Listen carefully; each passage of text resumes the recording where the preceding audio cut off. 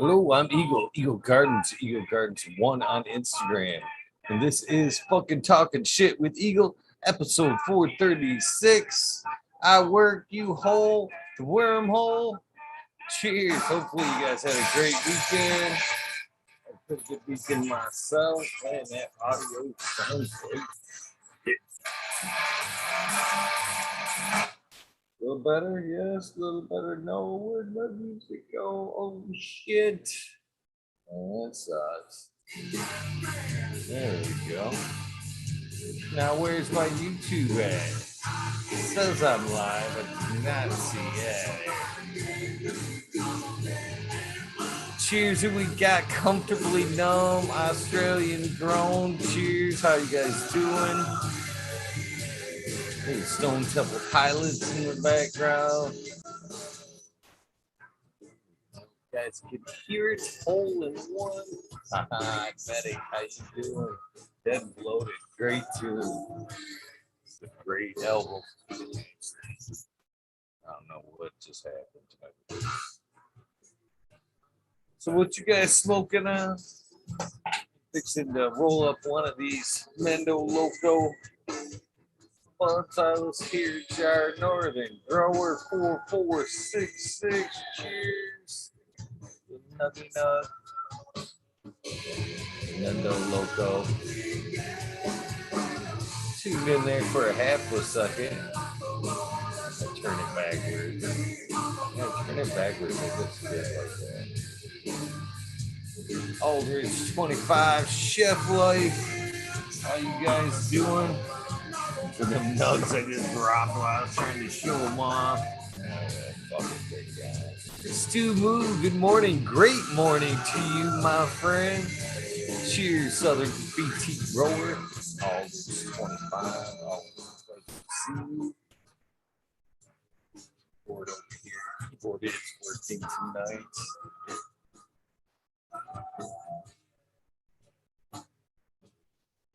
I'm enjoying this Mendo Loco. Oh, right. Mr. Smileys Gardens popping in. Always a pleasure. Always a pleasure. I like my scissors. What's up, man? What's up, Smiley? Shit. It's fucking Monday, man. Wormholes. Oh, hold on, it's me. I tested this shit before I came on. Is it me? Can you hear me now? Of course it's me. Hold on, I gotta change. What's going on? There you go. Got it? Oh, that's weird. Yeah, that was weird. I actually heard myself there for a second. Yeah. Yeah. What's up, man? Shit, dude. You have a good weekend? Yeah, not bad. It wasn't a bad weekend. Does that count? That counts, right? Yeah. Qualifies as good. It's better than a bad one. Yeah. No complaints. Put it that way. It's not here. Cheers. How about yourself? How was your weekend? It's good. Yeah, man. It was flying by, though. Summer is. It is, man. Crazy how fast it's going by already. But Last couple of days have been extremely fast. Like last week or so, I don't know, kind of was nice and chill, but man, the last 2 days for sure have just been just like lightning.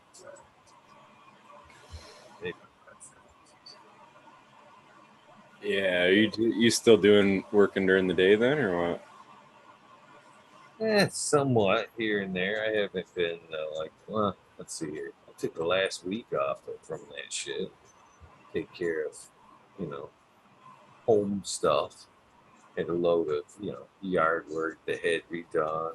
A little bit of wrenching on the vehicles that had to be done. Did you get that nice done? To have some of it. I took some of it done. It is nice to have, the instrument panel and all that good shit's all working again. So that's a huge plus to all of it. So What did you end up figuring out with that battery trial? It's definitely in the starter. It's definitely. Oh yeah. In, Okay. yeah. That makes sense of how quick it was drawn too, because usually anytime I've seen them in the starter like that, they've fucking huge ass draws too. Mm-hmm.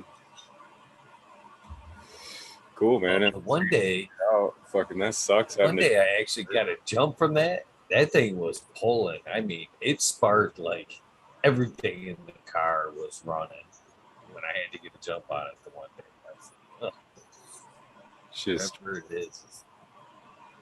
And it was like overheating like the jumper box. I got a couple of those like lithium I think the one's 1200 amp jumper box. And that thing would heat that fucker up on a quick jump. It was like, oof, whatever it is good. So serious, nice man. Fun thought. Actually, just why they were working on going with higher amperage cars. Like they were, so most of your batteries are like 12 volt, higher voltage cars. So they were trying to go to 36 volt because you could, with a higher voltage, you can reduce the amount of amperage across that. So they basically, your starter could have like a smaller cable. It wouldn't need the big ginormous fucking cable going to start it. It could run a smaller one with a higher voltage. It's like pressure, basically.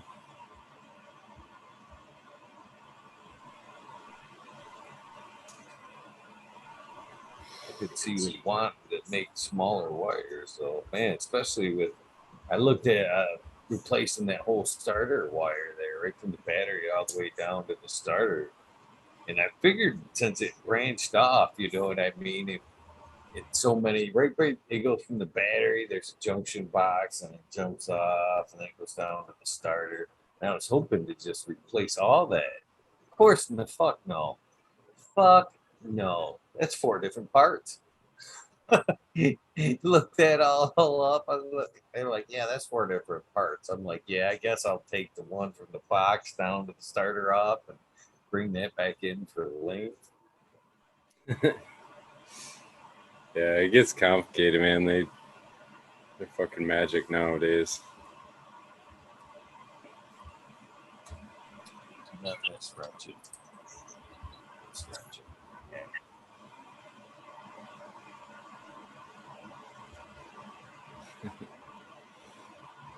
So the garden's growing good, man. I got the clones. I got the Skillington clones transplanted, so I'll have them all sexed out and listed out, boys and girls, and then try to make a decision from there. So, you sounded like you were zeroing in on some. What kind of ratio did you get there? I don't know them all yet, so right now it's 50-50 split so far. So, and I got 2 stragglers that are even behind it because I cracked the 3 other seeds that I had, so I got a couple more kind of too. So, well, I got to get back in there. I was in there in that tent today, looking around. Well, I've got the Misfit number 6 that struck a chord with me right from the beginning because of the Misfit thing. And then as they grew up, she grew up just nice and bushy. And I like the structure of her. And I could already get a nice sense of turfs before she even went into flower, which was super piney, jack pine, I kind of called it there. And so she's definitely showing promise, just like I knew she would. Still I even went back in my notes in my book, asterisk, still number 1. But then again, as I was looking through them today, I've got some off to the side there to the right in that tent that are about a week ahead of the other girls because I got the lights in about a week apart. So I went ahead and threw the ones under there, and then there was a 550 in there that for about that week. Then I took the 550 out of there and put in the other food plus. But the ones off to the right, there's one in the corner there that, for the 3 girls that were in there at the same time, there's one that shows her buds are like twice the size of the other two. So I don't know. I mean, those size, I mean, she would be a number two. Let's put it that way. She's definitely a number two. I dig it, man. That's you're obviously way ahead of me on that, so we'll have to figure it out. But I don't know. I mean, by the time we all pheno hunt them down and like 2 runs on them, you like and all that, it's gonna be a minute. Shoot, brother. I've already got my fucking look. Oh, I forgot. There we go. I won't be too far behind you though. I don't think, because I'm gonna transplant the main seedlings next round, and then I'll have them all. And I'll already have the clones running, so I'll be able to pheno select through the clones that I'm running. You know what I'm saying? So by the time, yeah, dude, you're killing it. They're beast mode. Yeah, I'm actually. Those are bigger than my original fucking seeds. Your clones are bigger than my fucking seed run so far. I'm actually getting ready to toss a couple of those in to that tent there. I'm gonna wipe her down tonight. I'm gonna throw a couple of the clones in there already to fill the loot. I'm definitely not a professional seed tester. You obviously are. I don't know, man. Well, with that being said, I was talking last night, man. Those seeds that I dropped that we talked about last, remember I told you the ones, the Cali 808. They're right here.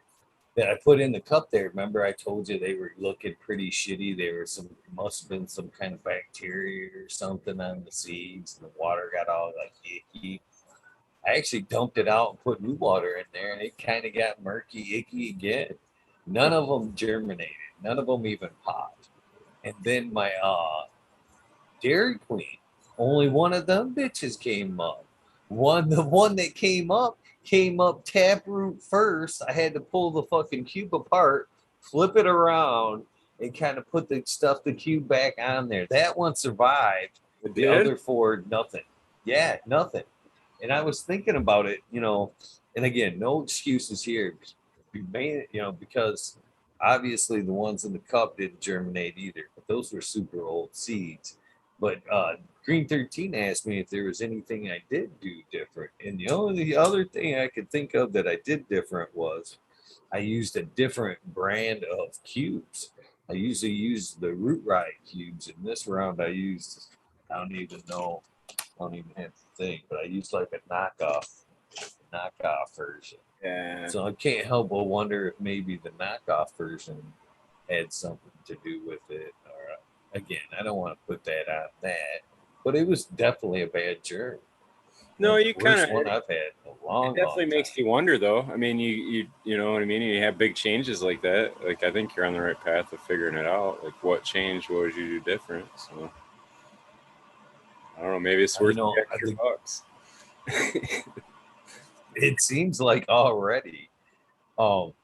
As far as the Cali headband there, I think I'm going to, it was more nostalgic because I had Swerve on, a week prior that I kind of called that one out, even though I do like the headband. Don't get me wrong. I do like headband. It's not a must. You know what I'm saying? It's not a must.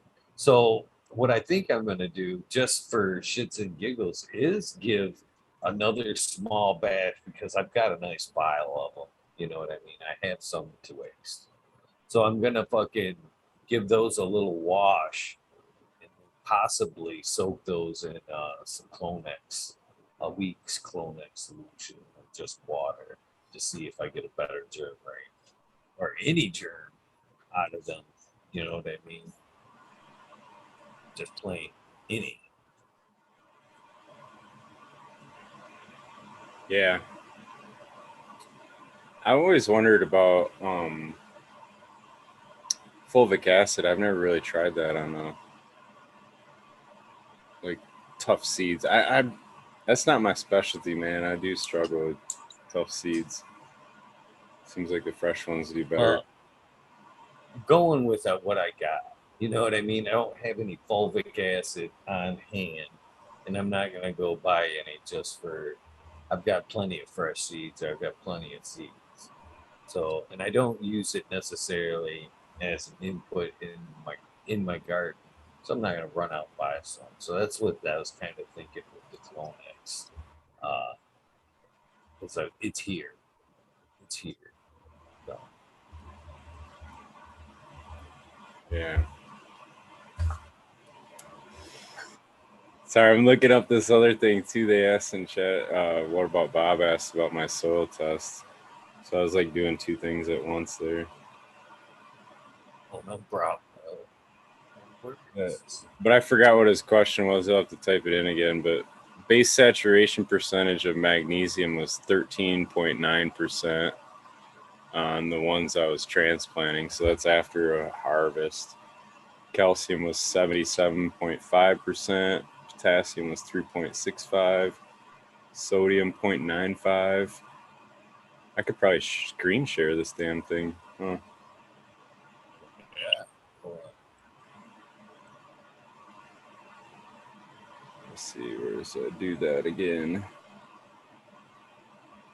I'm not seeing chat right now if you did type that in.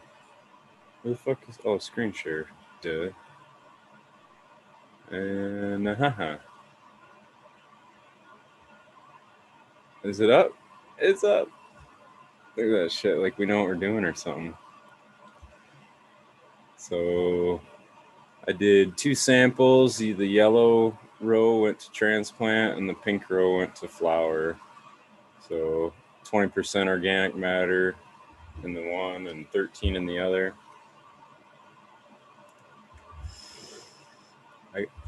There's got to be a way I can see chat while we're doing this. Does it take up your whole screen, Eagle, when I screen share like that?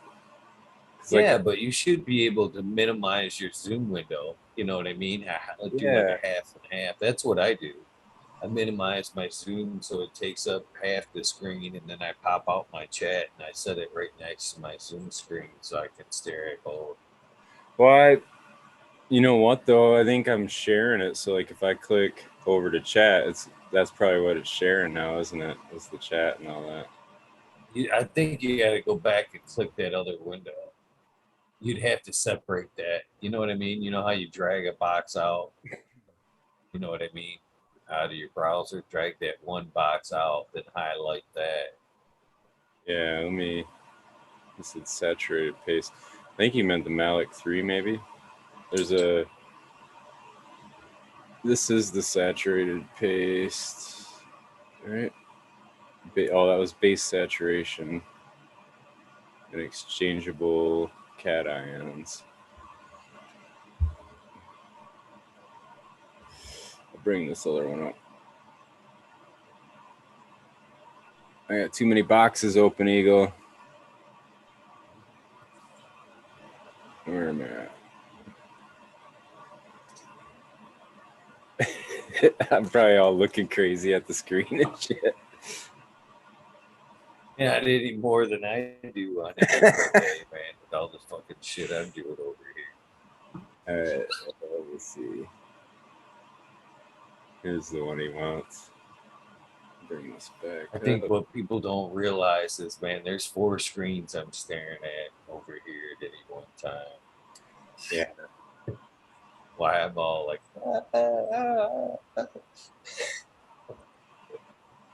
boom, there it is. So yellow to transplant, pink to flower. So magnesium parts per million is 85 and 61. So that was soluble. The percent is 37%. So it is very, very high on that one. So that's what I got to figure out, is if the magnesium is going to be something that I can deal with and bring into balance, or if it's something that I got to kind of scrap the soil and start from scratch. Because I think that number's got to be more around like 13, like half of what it's like double the magnesium what it should be. But, and I want to say the calcium you want up around that 80%, something like that. The other ones are pretty minimal, but So so I can see chat is again. too much mag like that not necessarily a super bad thing? It is, yeah. Yeah. It's a very, very. So what can you put in there that uses mag that turns into something else? What do you mean? What do you mean, like to use up the mag?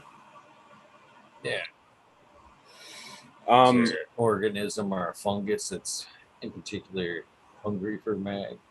that would be amazing. Actually, I did throw in buckwheat in hopes of trying to, but I don't know that it would be.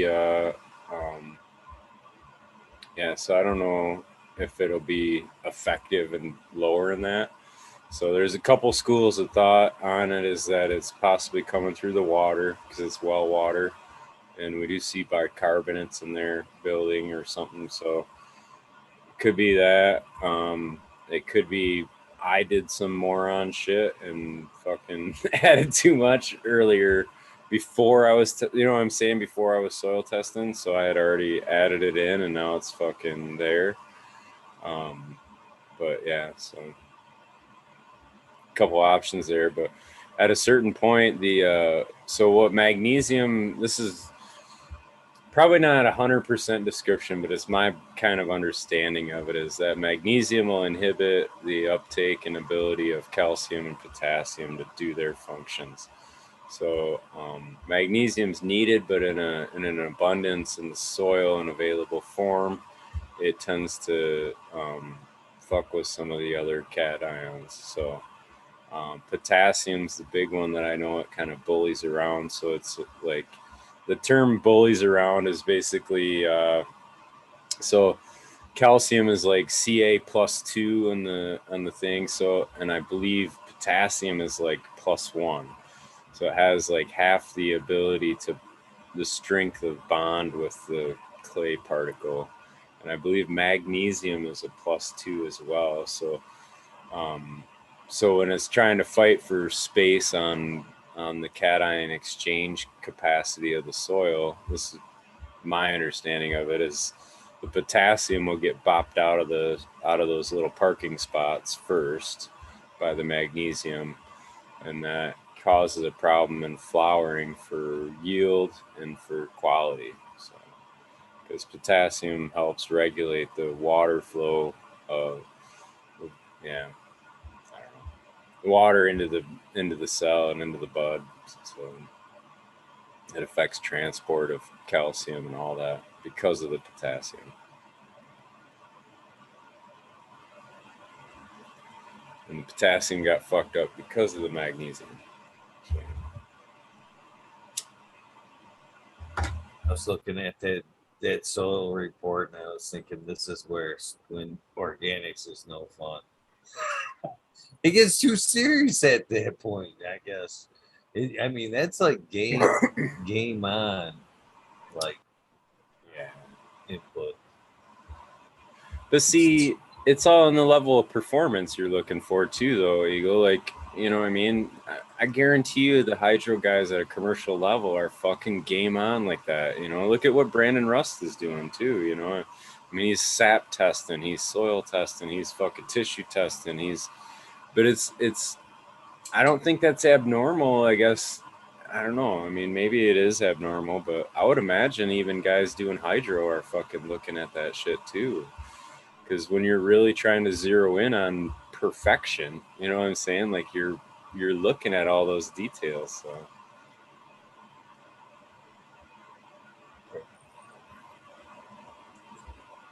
I was actually fucking talking about last night about diet. I'm gonna end up downsizing for around into the smaller air pods, which are I know it's a no for organics. I should be running the 10 gals, giving it all the room and nutrients that it can take. But and they're laying around. All my 3 gallons are kind of backed up a little bit. So I was like, fuck it, I'm gonna get these things out. And I got looking at some older pictures and back when I ran them forever ago. And I looked at them, I'm like, man, I was running fucking same size pots or same size plants in near in those pots that I am in these 10-gallon pots. Why not fucking run those? But that was cocoa and artificial salts back then. We'll see. We'll see. We'll play and see. Yeah, it's the biggest thing I think like that is you just run out of the ability to carry nutrient and keep the water stable. So as the plants get big in them little pots, it's so hard to keep that fucking. At least that's what I run into is keeping them wet enough. You know what I mean? Like I'm there once a day, and the plant gets a big enough size, it can dry them right out in one. You know what I mean? But by the time I get back there, they're almost fucking wilting, and you're like, holy shit, I should have gave them. And then you try to add more water to that small container, and then you over drown the damn thing. You know what I mean? And before you know it, a week of doing that, and all of a sudden you got purple stems, and the plant's all pissed off. So, There's in them pots, there's definitely no sitting back and looking at the soil like I do in these bigger pots. I can tell by the look of these soils. Look down in the 1-inch holes in the bottom of the pot and look at that versus the top and get a feel for what's going on in that pot, if I'm going to have to hit it or not. I don't even have to pick them things up, I already know. But with the smaller air pots, you're right. It's going to be a more hands-on game. I got to reach in there, pick them up, kind of get a feel for moisture content in there. And a lot of times, when I water them things, it'll be definitely back down to an everyday watering with them. You know what I mean? It won't be every other day, even though it's soil. It'll be every day again. And watering in that thing, I'll have to leave it with wet feet. It was just like I always did back then. You know, top water, get a nice little water, make sure that almost that whole tray is full. She's good for the day. You know what I mean? She's got that little reservoir to wick in through all day long. And that usually will carry that for me, in my experience, till the next day. So I don't know. We'll see. We'll see.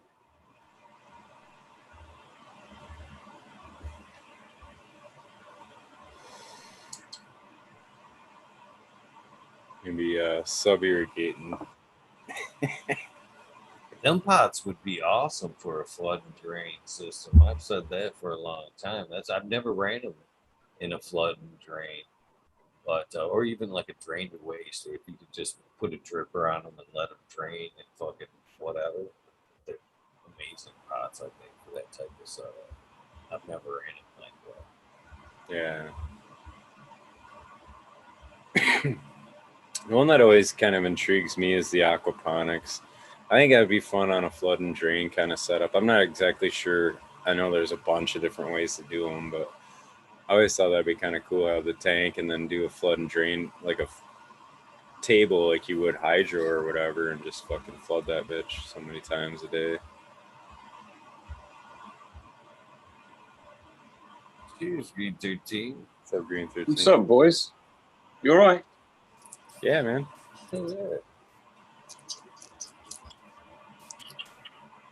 Talking some organics tonight. Yeah, I listened for like 30 seconds before I came on. You were talking about watering or something. So I was like, cool, go. But I didn't really get any insight. We were talking soil tests. I was showing them earlier. You get your soil tested too, aren't you? Them guys you're working with or whatever. Yeah. Where are you at with some of the numbers? Do you know offhand or? I'm right where I expected to be. I'm right where he expected me to be. And it was just the first test. So it was like, do a run, test it. He can look at exactly what came out of the soil mix that he gave me. And then he can see what's missing. So we talked for ages about it. And we talked ages about watering and all that shit. And then it was like, cool, right, let's do another test. Because otherwise we've got fuck all information here. You know, 2 data points is is nothing. But also, I'm hopefully filling the gap in the middle, in the meantime, with top dresses of my own stuff. There's a sample in the kitchen, a big bag of soil in the kitchen. My wife said, "Oh, soil test. Is this going to sit on the side for 3 months?" I was like, three to 6. It's so funny, dude. We have this brilliant white kitchen and then just a big fucking pile of soil. It's like, well, you married me, She knows.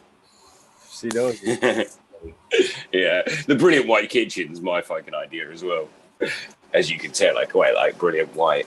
Yeah, it's super interesting, and the conversation is more interesting than me than anything. It means I've got a nerd who I can sit on the phone and really go into, really ask all the questions and go real nerdy.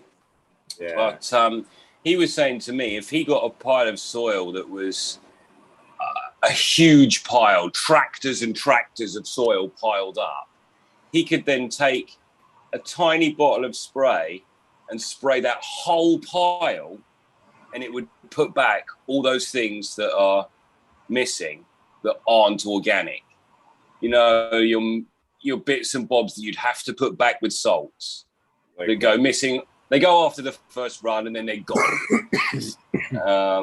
What are you talking about? The trace minerals. I'll have to put up the thing in a minute. Stuff like that. Exactly right. But he could only put them back in it's so little.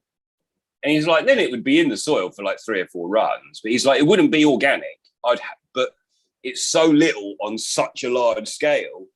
How the fuck do you even mix it in, Yeah. He's like, we've got special sprayers and stuff. But the biggest thing, the most thing that we never consider, and because you make your own soil and I used to make my own, when they make it en masse, how they chew that up, how that machine performs makes a massive difference to how that soil turns out. If that gets too dense because you mash it up too quick, well, certain plants won't like that, dense soils and stuff. So it's a really interesting thing to nerd out to.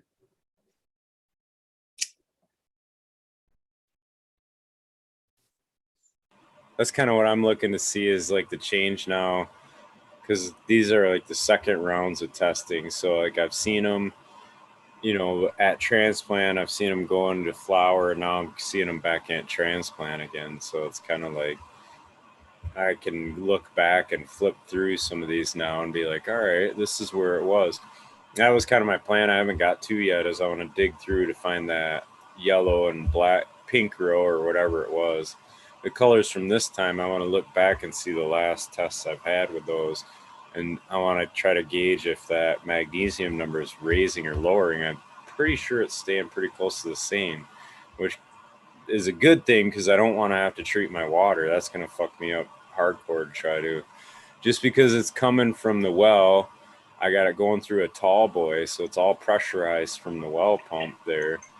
And then I run it into my regulator now, where I used to have it go into a reservoir, and that gravity fed it to the blue mats. Now it's pressure regulated right to the blue mats. So basically, I've been trying to picture this in my head, but I think if I'm going to have to treat that water, I'm pretty sure I'm going to have an active reservoir with a fucking pump, like a sump pump in that reservoir. And then from the tall boy, I'll have to valve it, with a float valve to a certain point into another reservoir that I can actually treat with whatever form or fashion I'd have to.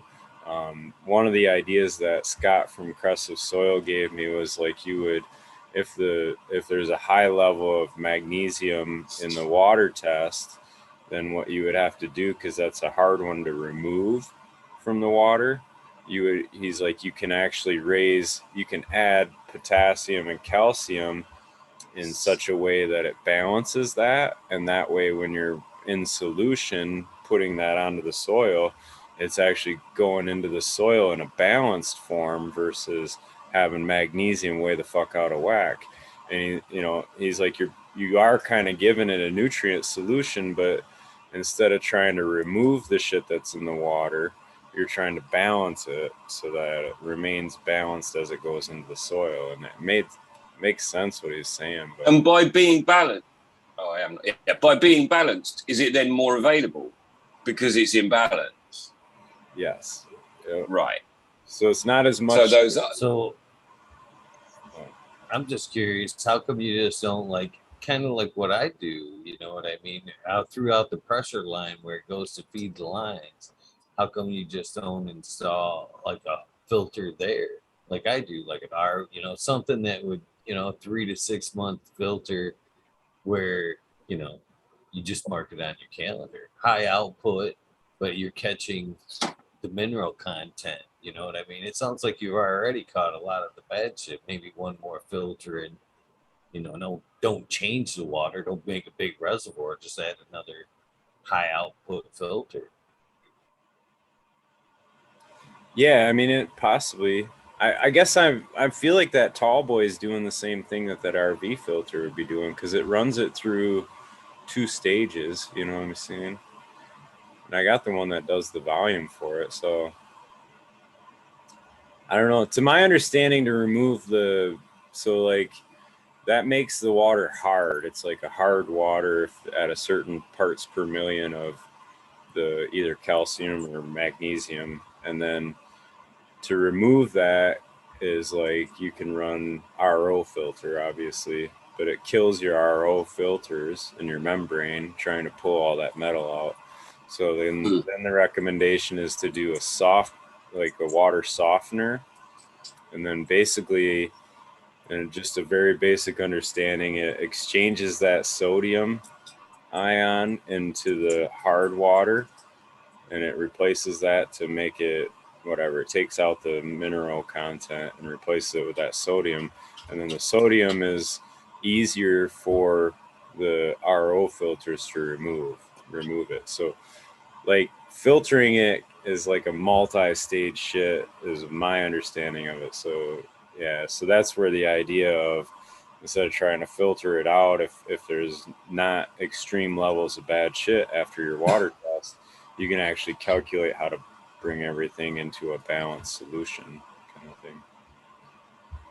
Again, it's one of those things that, like, right now, man, we're in a fucking drought. I guarantee I'm drawing on minimal, whatever I'm drawing on, because I'm picking up a lot of sediment right now, undoubtedly, from my well. Fuck, man, in my shower filters here, I actually run filters in my showers as well. You get them for $20, pulls out all the hard water bullshit. And them fuckers, man, I just put one in 2 months ago. It should have been good till December. And that fucker's already clogging. That's how far, the water table's changed right now. So it might just be a temporary problem. Hell, next Because you're low, might not even have a problem. Because you're low down, yeah. There's sediment in the bottom, so it's pulling it out of the well, right? Yeah, that changes, all the time, from season to season, according to whatever you get in rainfall. Yeah, realistically, I should be doing a spring test and a fall test, kind of, you know what I mean, and maybe even a summer one. And through winter, probably, because I'm running all year round in there, so I'm always pulling that water. So, Smiley, I ran mag last run. It's weird how we often do things in parity without meaning to, but I ran a mag supplement last run. I just had this just that LED and mag thing. And then I heard this other person say that actually London water is really shit for magnesium. Now, we are really hard water, and so it's loads of calcium. Anyhow, I ran that mag supplement, and I'll be running it again this time, because without doubt, whatever goes on with that, and it's not yellowing per se, but it's the color of a room when you have that slight mag deficiency. So it is yellowing, but yeah, I didn't get it this run. It helped. And it just looks like the plant got more nitrogen. It just is a different green color. It's not a yellow green, it's a green and green. So, yeah. It was an organic calcium magnesium product. And so I ran it at small levels. Definitely noticed a difference. Oh, yeah. But that would make sense, though. I mean, if you know you got calcium in the water going on or whatever, then you're probably, you know what I mean? That would make sense to balance that with the magnesium. Yeah, I mean, that's where every situation's so different. That's why, how the fuck do you know? Like, I really don't know until I get this water tested, and I should have done it already. It's shame on me. I don't know. So could it be something as simple as like, you know, I brought in some chicken shit the other day, worm castings, chicken shit. I kind of like the idea of top dressing with the chicken shit, a little bit of higher NPK. I do loads of that, mate. Loads. 3% calcium. So could it be something as simple as like when you're mixing your soil, the next round pulling back on the worm castings and going with a little bit of like, you know, chicken shit to bring up the calcium in there? No, I think your worm castings mix have more calcium than that. Yeah. It should. I mean, a good, healthy one should. The worms, the glomula that they make is really calcium rich. Yeah, like when they shit it out, the fucking goo, the mucus, or I guess you'd call it, that coats it is like a calcium phosphate. Like, I was sure it was called glomula, but I've since looked it up, and it's just going to be one of those things where I just made it up, and that's not even a real word, I think.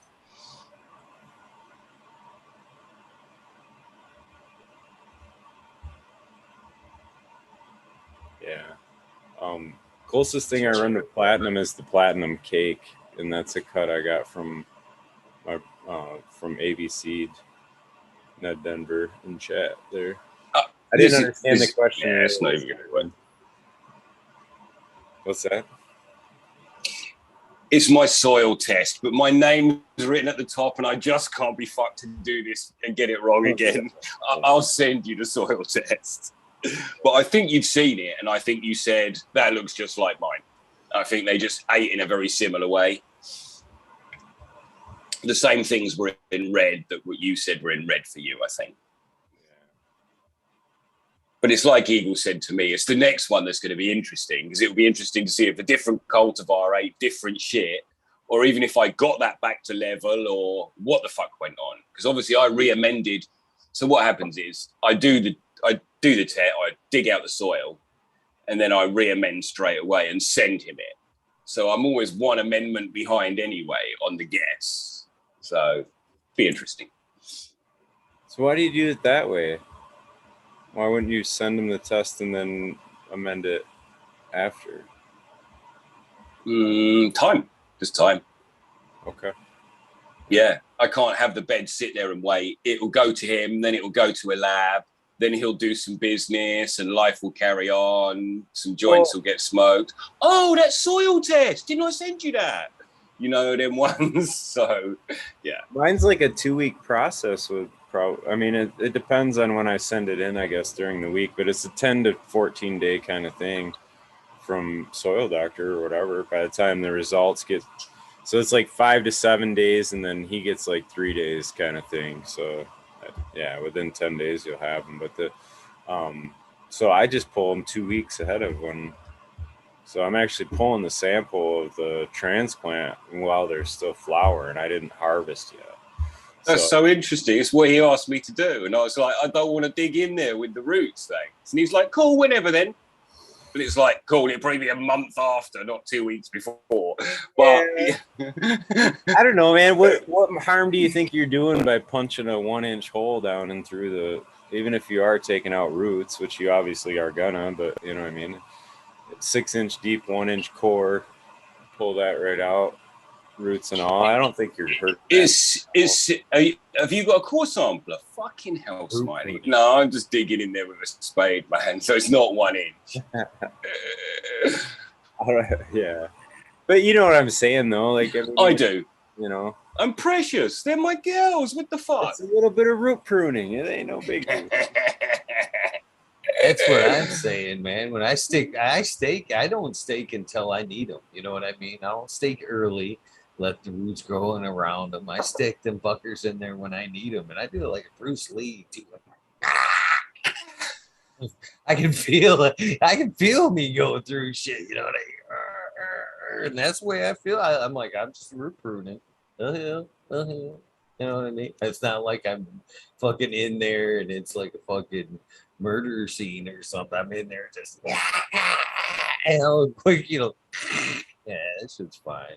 I ain't worried about, you know, breaking off a couple roots and shit. That's all. It's pretty annoying though when you say no-till and then you dig in there like a motherfucker for soil samples, you know.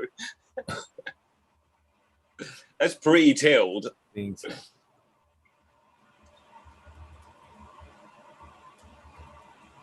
Pretty forgiving. They're pretty forgiving. Oh. Yeah.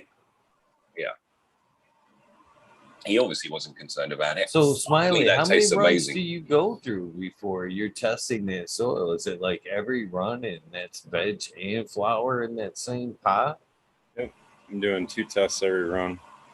So it's approximately 9 weeks in veg in those pots and then 9 weeks in flower in those pots. And then, so I do a test right before I flip to flower so that I'm able to top dress as they're going in, and then I do the test so I can top dress as I'm transplanting or whatever. So I just got to dial in on what I'm adding. So I'm not sure how to get, like on the test, it's like he'll have like 5.82 tablespoons of magnesium salt. Yeah, manganese sulfate or whatever, you know. And like, I don't know what, just off the top of my head, like just 1.86 fucking teaspoons of zinc sulfate or something, whatever, you know what I mean? But that's just 2, isn't it? Yeah, and that's the 16 of these fucking pots. So like my only thought is Right. I got to get this and make it soluble and then water it in some even fashion to try to spread it across evenly. I don't know. Make sure the pot's already wet so that it's not doing the initial watering and maybe spilling down the sides and shit. Do it in a wet pot. Yeah.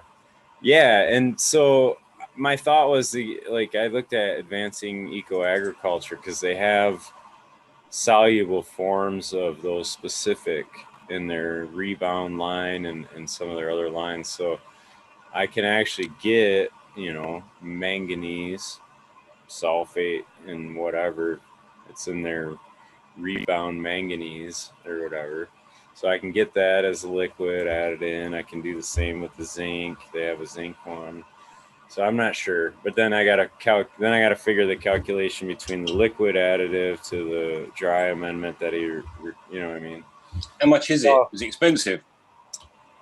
Well, yeah, because you got to buy a gallon or 5 gallons. Yeah. They offer the damn thing because they're all agricultural use, right? So everything they give is in a per acre fucking dosage, and it's all in 5 gallon fucking minimum purchase. You know, they're used to selling 55 gallon drums of the shit to guys doing 300 acres and whatever. So yeah, bring your tractor and we'll load you up with.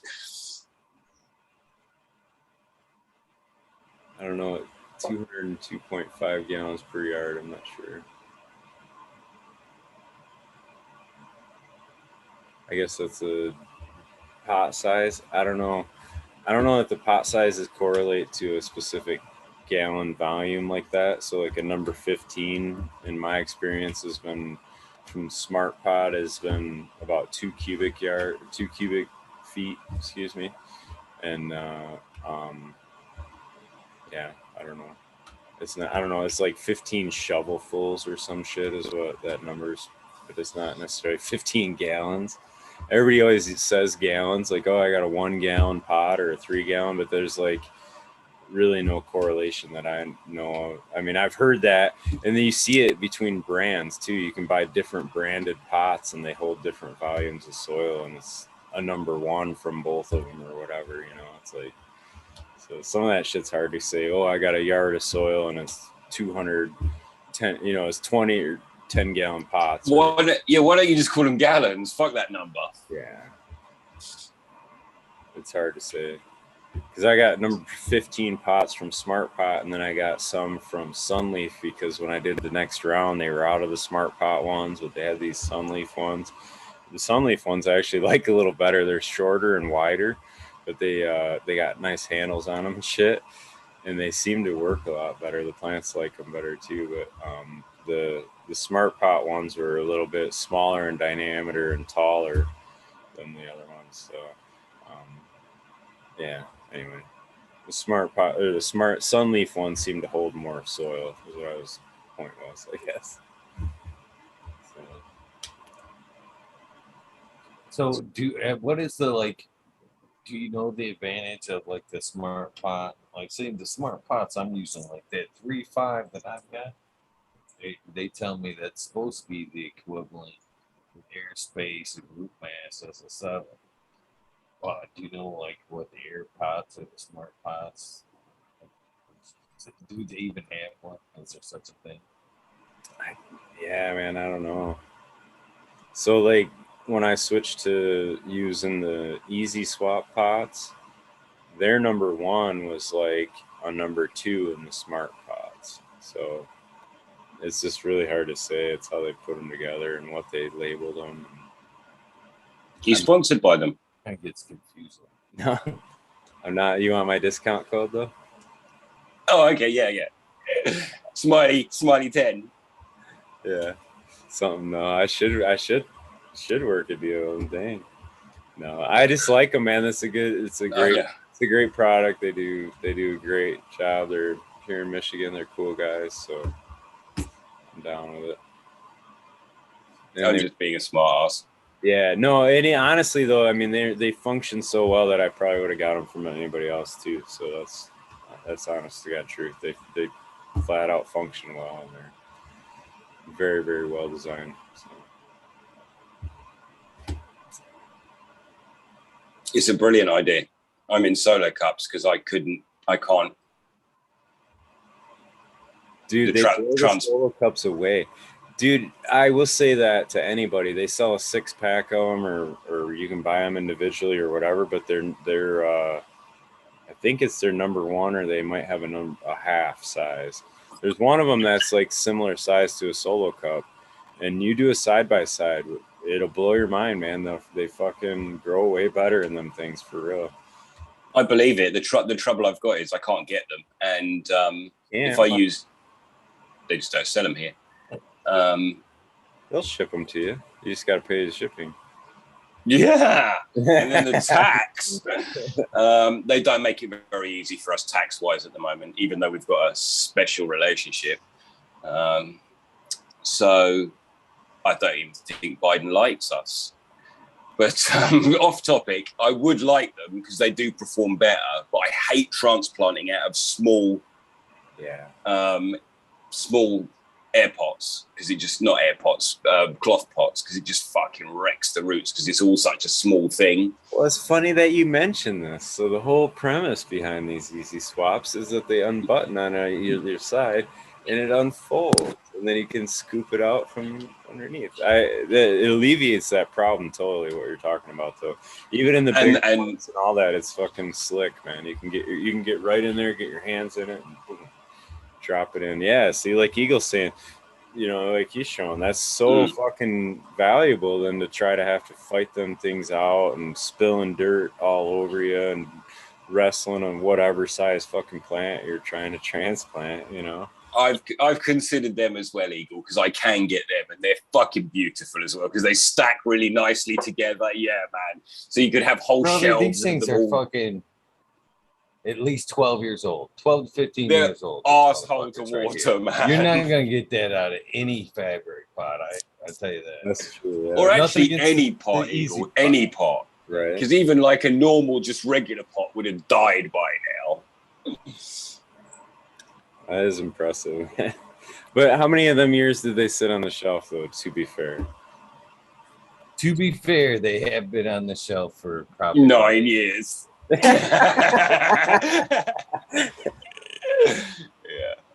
But that went away with now. It's not that I didn't like them.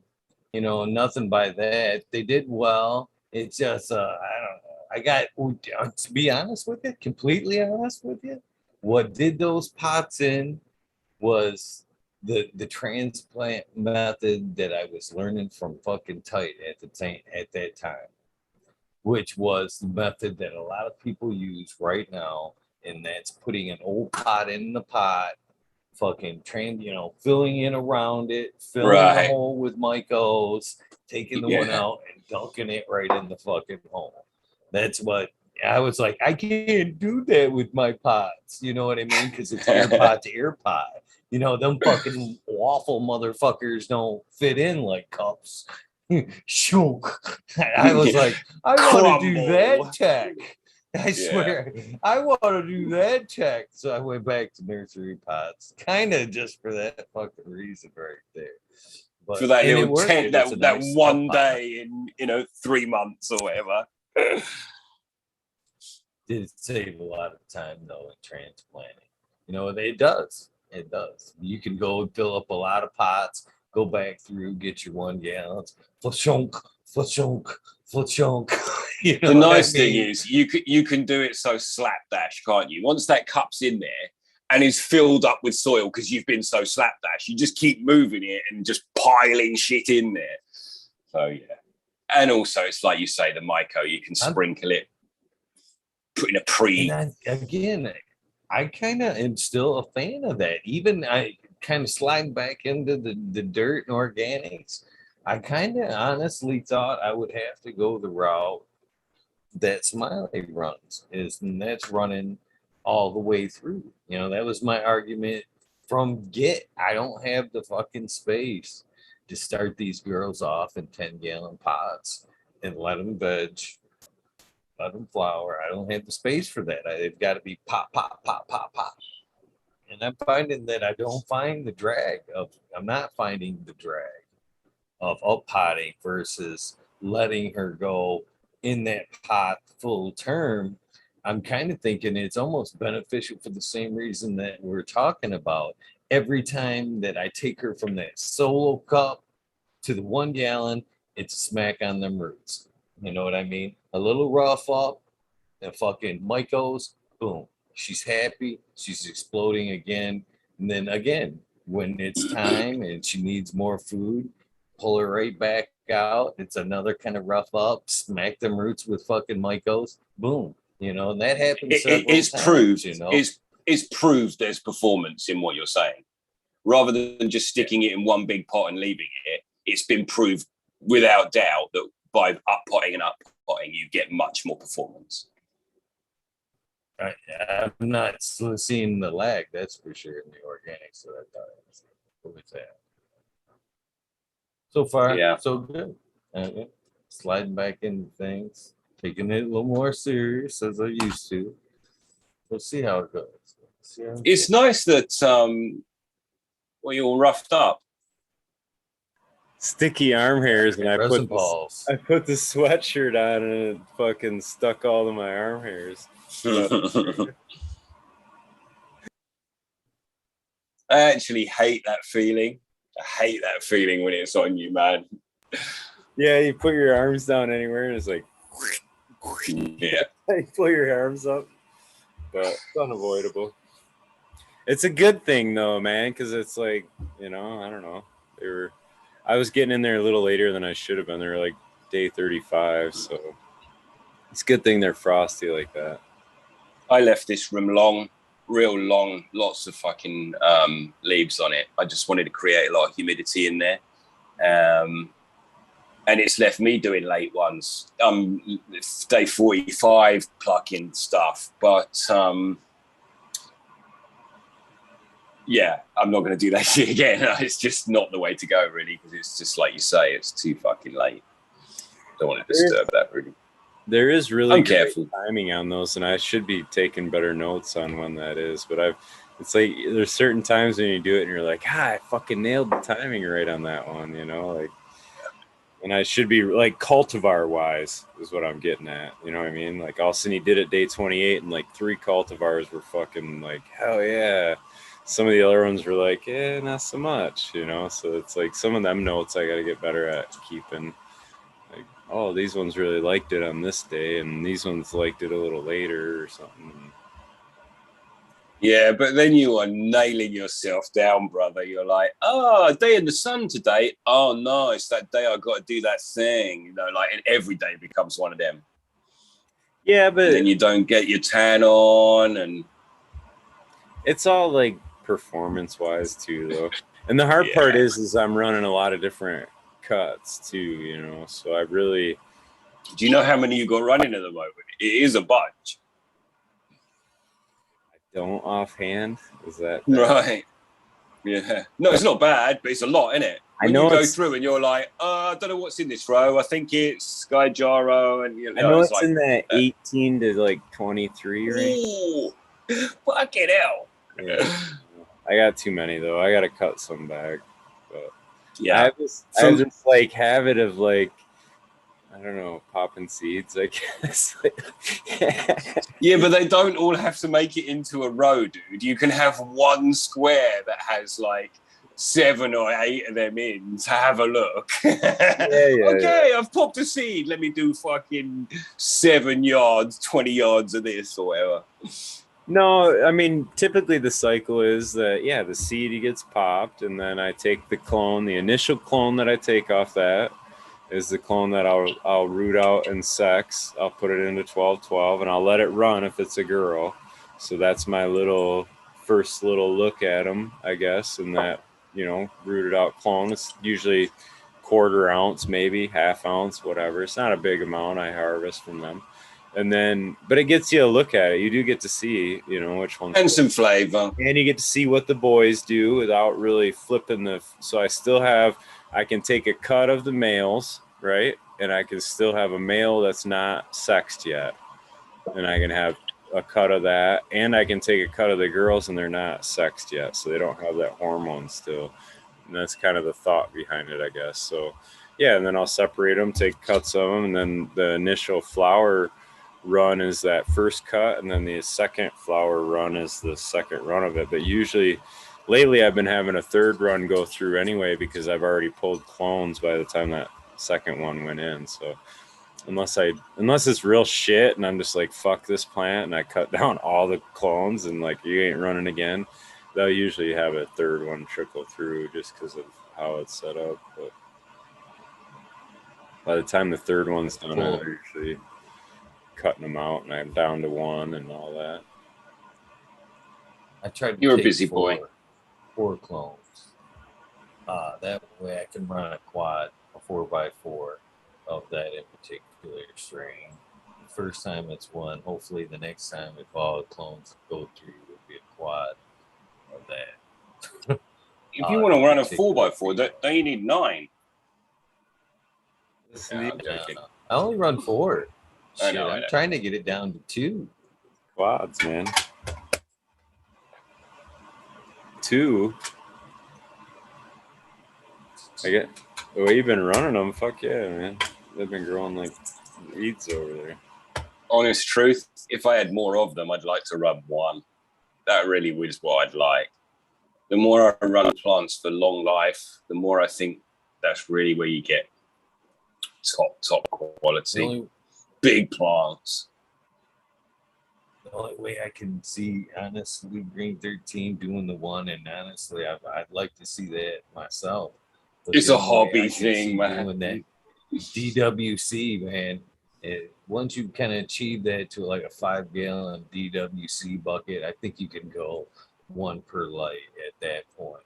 But in an organics or in a pot just like that, man, you're not bedtime until 1 per light. For sure, at the bedtime, man, because like it's totally doable in a big bed because it will fill the space. It's a hobby thing because you're only going to do it twice a year. But it would look wicked, and it would be wicked, I'm sure. Oh, Eagle, I had an idea. Going back a little bit. Sorry if I'm interrupting. I'll let you finish. You're not. Because but you were talking about how to do the organics. You could do a bed in one of those tents. So you have your bed in the tent, and then instead of transplanting them, do like the cutout bottoms of the pots and set them right on the top of them beds. And then when you harvest, pull that fucker out. You know what I'm saying? And then measure out and set the next round right on top of there. That's how Steve Cantwell is doing that at Green Life Productions, I think, or something like that's their name. Explain that again. Just top fill, just place them on top and top fill on top of them, mound on top of them. No, they have beds, rows and rows of the beds, right? And they were digging out and setting in the square like Eagle was talking. They would dig it out and spunk, you know, slam dunk them in there. But they don't want to disturb the main soil in the bed. So what he's been doing is he takes the fabric pots, like the number one fabric pot that you would veg in, and they space them out and they measure it, and they have certain squares so they don't set them in the same spot every time. Yeah, I saw that. Yeah, but yeah, he'll set it down on top of the soil with the bottom of the number one cut out. So then when they go to harvest, they're just cutting the stalk and they're pulling that number one pot out of but the bed itself never got cut into or dug into or nothing. And then they set the next on top of it. And yeah. So they just cutting the bottom off the pot and placing it on top? Because I've been thinking about doing that loads. Yeah, so it's kind of like what they do in like, what is that, Rockwool or whatever. Like you see the guys in the Rockwool, and then when they go to the next, they stack the cubes. They set the next bigger cube underneath it, and they fucking run it. You know what I mean? But yeah, I just thought it was a cool performance wise for what he's doing is fucking genius. When he was when he did the big video or a couple videos or whatever it was, an interview, it was really good stuff. It was big chunks they were cutting out because they in their nursery, they were quite big nursery pots and they were going in big, you know, like, and it's like, yeah, they're no-till, but you're having to cut so much out of them to transplant. That's why I try and do it in small cups. But wow, that's interesting. You need a bit of head height. I haven't got much headroom, but yeah, I mean, how tall is one of them pots though? Like 5-6 inches. So I mean, how much headroom are you really? Yeah. Are you really losing a ton? I guess you'd have to count for it or plan for it, but it's a pretty slick idea because that's like what Eagle was talking. That's a hurdle I have too, you know. So it'd be like, I don't know. I mean, possibly in my room, I could run one of those rows. I guess my veg time would be goofy though, but I don't know. I wonder what it's like from a transplant point of view when it starts getting into the, you know, I wonder if it gets in there quick once you cut the bottom off. And I would imagine, dude, like, fuck, man, have you ever set one? I set one, so like I pull all my pots out of the flower after I harvest, and they go off to the side in veg, and I like stumble over them for a minute, and then I'm cleaning that one row. But so like I have certain males and shit that I set off to the side, so I'll set those on top of that plant for like only a couple days, and the fucking roots are already like reaching through, trying to get into that soil. So yeah, they don't take them right at all, man. And I would imagine once they hit the main bed of the soil, they're just fucking launching from there, you know. Well, the reason why the Rockwool guys kind of do that pyramid tech is because roots are supposed to, if you just sit roots in, they'll just look around and whatnot. But if you put them in this pyramid tech, they're supposed to go straight outwards and then down. And so it probably gets straight into the top of that bed where you've got a load of top dress food and like spread the top surface and then go down. So it probably is actually really performance oriented. Yeah. Yeah. I'll say one thing, man, like having the blue mots and the dripper system, like it blows my mind how much some fucking roots do. Like everybody always says, oh, you know, root growth and veg, and once they hit flower, the fucking roots really ain't they're not doing their thing. Bullshit, man. Them fucking roots chase that water all over the pot, dude. I can move the dripper or the blue soak and move it around, and those fucking roots will be in a week be growing around that damn thing again. I have to move them or they'll pull them right into the soil. It's fucking unreal, right? Flower, all that shit, man. Like them roots are doing their thing all the time, man. Crazy. But what when you start that stacking tech, it's almost like the split technique kind of potting, mounting basically. Every time you stack that, you know what I mean? You're creating like it doesn't wick up as much as it was. It provides like a dry zone, a hardening off. Every time that pyramid, that upper one hardens off that little bit, those roots will get up like hard, just Yeah, basically like a yeah. bark on them. And they'll almost independently be like independent plants and they'll just shoot off. No way. What the Holy fuck? shit. Oh my god! Look at you. He was just gonna sneak that in too. Holy cow. Yeah. Well, I got my birthday cool guy gift. Now I'm part of the cool Wait. guy club. I got my puff coat. Some hipster shit, man. Shit. Fucking tidy that beard up a bit. Put a couple curls in it. Come on. Yeah. It's the 20. We gotta do one. I just read the directions on it. So now I know how to do it. This ain't gonna go well then if you just read the directions. These new fang dangle toys. I'm the grandpa Yeah. of like technology. You need to be all. Cold start, put it in, 2 hit. It's supposed to flash at me. It didn't flash at me. Uh-oh. No fucking more dab straw for Smiley. That's awesome. There it is. Green. And it's supposed to go. Is this your first time? Yeah. No. I never even I'm used just that. that old where I gotta like speak out what's. Yeah, check. Yeah. And then you just wait, and it goes. Go red. Why red? Purple thumb. I didn't like the red. The green's nice. See, now I got what color. What's red hotter? Yeah, but it's for a bigger dab too. So I don't know. Yeah.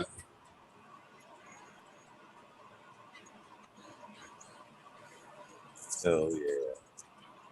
So you gonna start dabbing more now? So you used to even if he says when we he's were not. dabbing, was like sitting there with the joint. When the dab song was like full thing, he was all sitting there with that joint most of the time. So, yeah, fuck with that. Without doubt, you can't help it. Even if he says, no, I'm not going to, you're definitely going to. Because when it gets super easy to do and you can just go bang, clean, done. Yeah. I've found I use this more during the day, yeah. So like I don't want to sit down and smoke a whole joint. I'm in the middle of fucking whatever, and yeah. I could see where having the e-nail just on would be like where you're just like walking by real quick, badoosh. Like I could see that real easy. Especially with the I got that shit going through. Yeah, man, come on. I tell you what, the e-nail is the thing that this show changed the most for me. Like, I was all... Can you believe people used to do dabs with torches? Like, what? These primitive assholes. Yeah, fucking cavemen. I got my cool guy now. I can say that shit, right? I was laughing about that. My girlfriend got me that. I was chuckling. I'm like, oh, I'm the cool kid now. And then I didn't post a picture of it on Instagram either. I think we're like 6 years too late. I know, right? It's like, what? You got one of those? Oh, I got one of them in the back of the cupboard.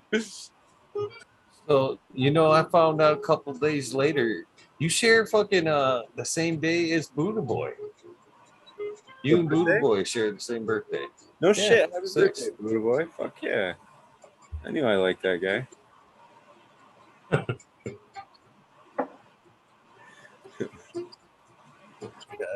He is cool, so I like Budhaboy a lot. He's actually got some of my seeds. I think he said he was growing. I don't know. I'm hoping to see some pictures of him. I got him growing too, so I'm gonna post them up. It's the breeder's angst right there. Not saying that to the breeder ain't point, but that's what happens when you see all the testers go, man, or the breeders go, man, I sent out testers and I never once got a fucking report or fucking pictures. I think they're all sitting in drawers. I don't fucking know. It sucks. In cigar boxes. No, I get it. It's nothing serious. Those were ones I sent out. So I made those. That was like the first round I made last fall, and I got some grown. They were the high mac male. To Skywalker OG, where I think were the ones I sent out. Johnny got a couple extra ones that I didn't send out to other people, but I don't know. So yeah. So those were ones that I'm running, and then basically my goal with that is I wanted to do an outcross with the high mac male, and I'm doing an outcross with the Sky Cuddler Kush also, but I want to find a boy from those and bring them back to the original mom. So I did that with Purple Punch, like GG4, Skywalker OG was the main goal, and I just was doing the other ones for the fucking around with it, and Ghost OG. So those are the 4 that I was like kind of fucking around with. But the real one I was after was the Skywalker OG, because I'm trying to bring like something resembling the mom that I have that's sick and not doing well, that see if I can bring it forward. But I don't know if she's even going to produce viable seed, or if she's even going to, you know what I'm saying? Like, so she's preggo. She's making them. Oh, Bob's got some. What's up, brother? Boy. Did you get Hey, a Puffco for your birthday? No, I didn't get a Puffco. I got a fucking What? glass bong though. Hell yeah. Nice. So can you see this? I've got my phone turned around. This is the high Mac Hell yeah. Skywalker cross. Hell It's yeah. got some internodal spacing. No balls Tight. on it. It's maybe about 4 foot tall.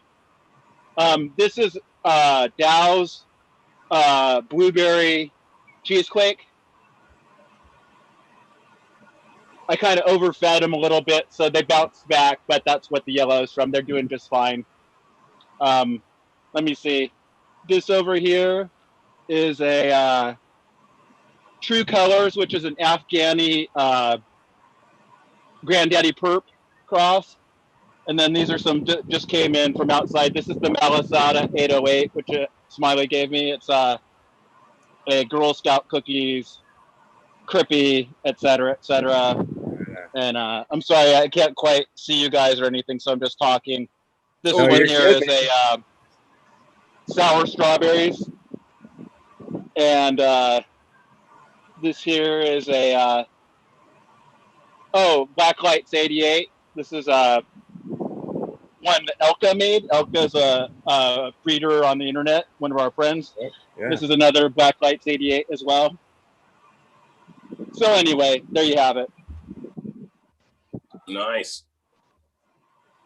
Hell yeah, man. I have some outside too and all that, but I'm just trying to get a bit of a trickle in, you know, alternate. What do you call it?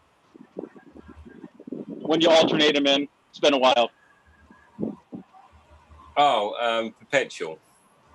There you go. There you go. When I was doing things a little more commercially, I would, you know, always be up on that. But it's like this, just to keep up with stock and to keep them moving. You know, as you're doing pheno hunts and different selections, it's better to just keep them moving in. That's what I'd rather do. The beds make me do 1, 1, 1, 1, but I'd rather just be Perpetual. That's the biggest bummer about it, really.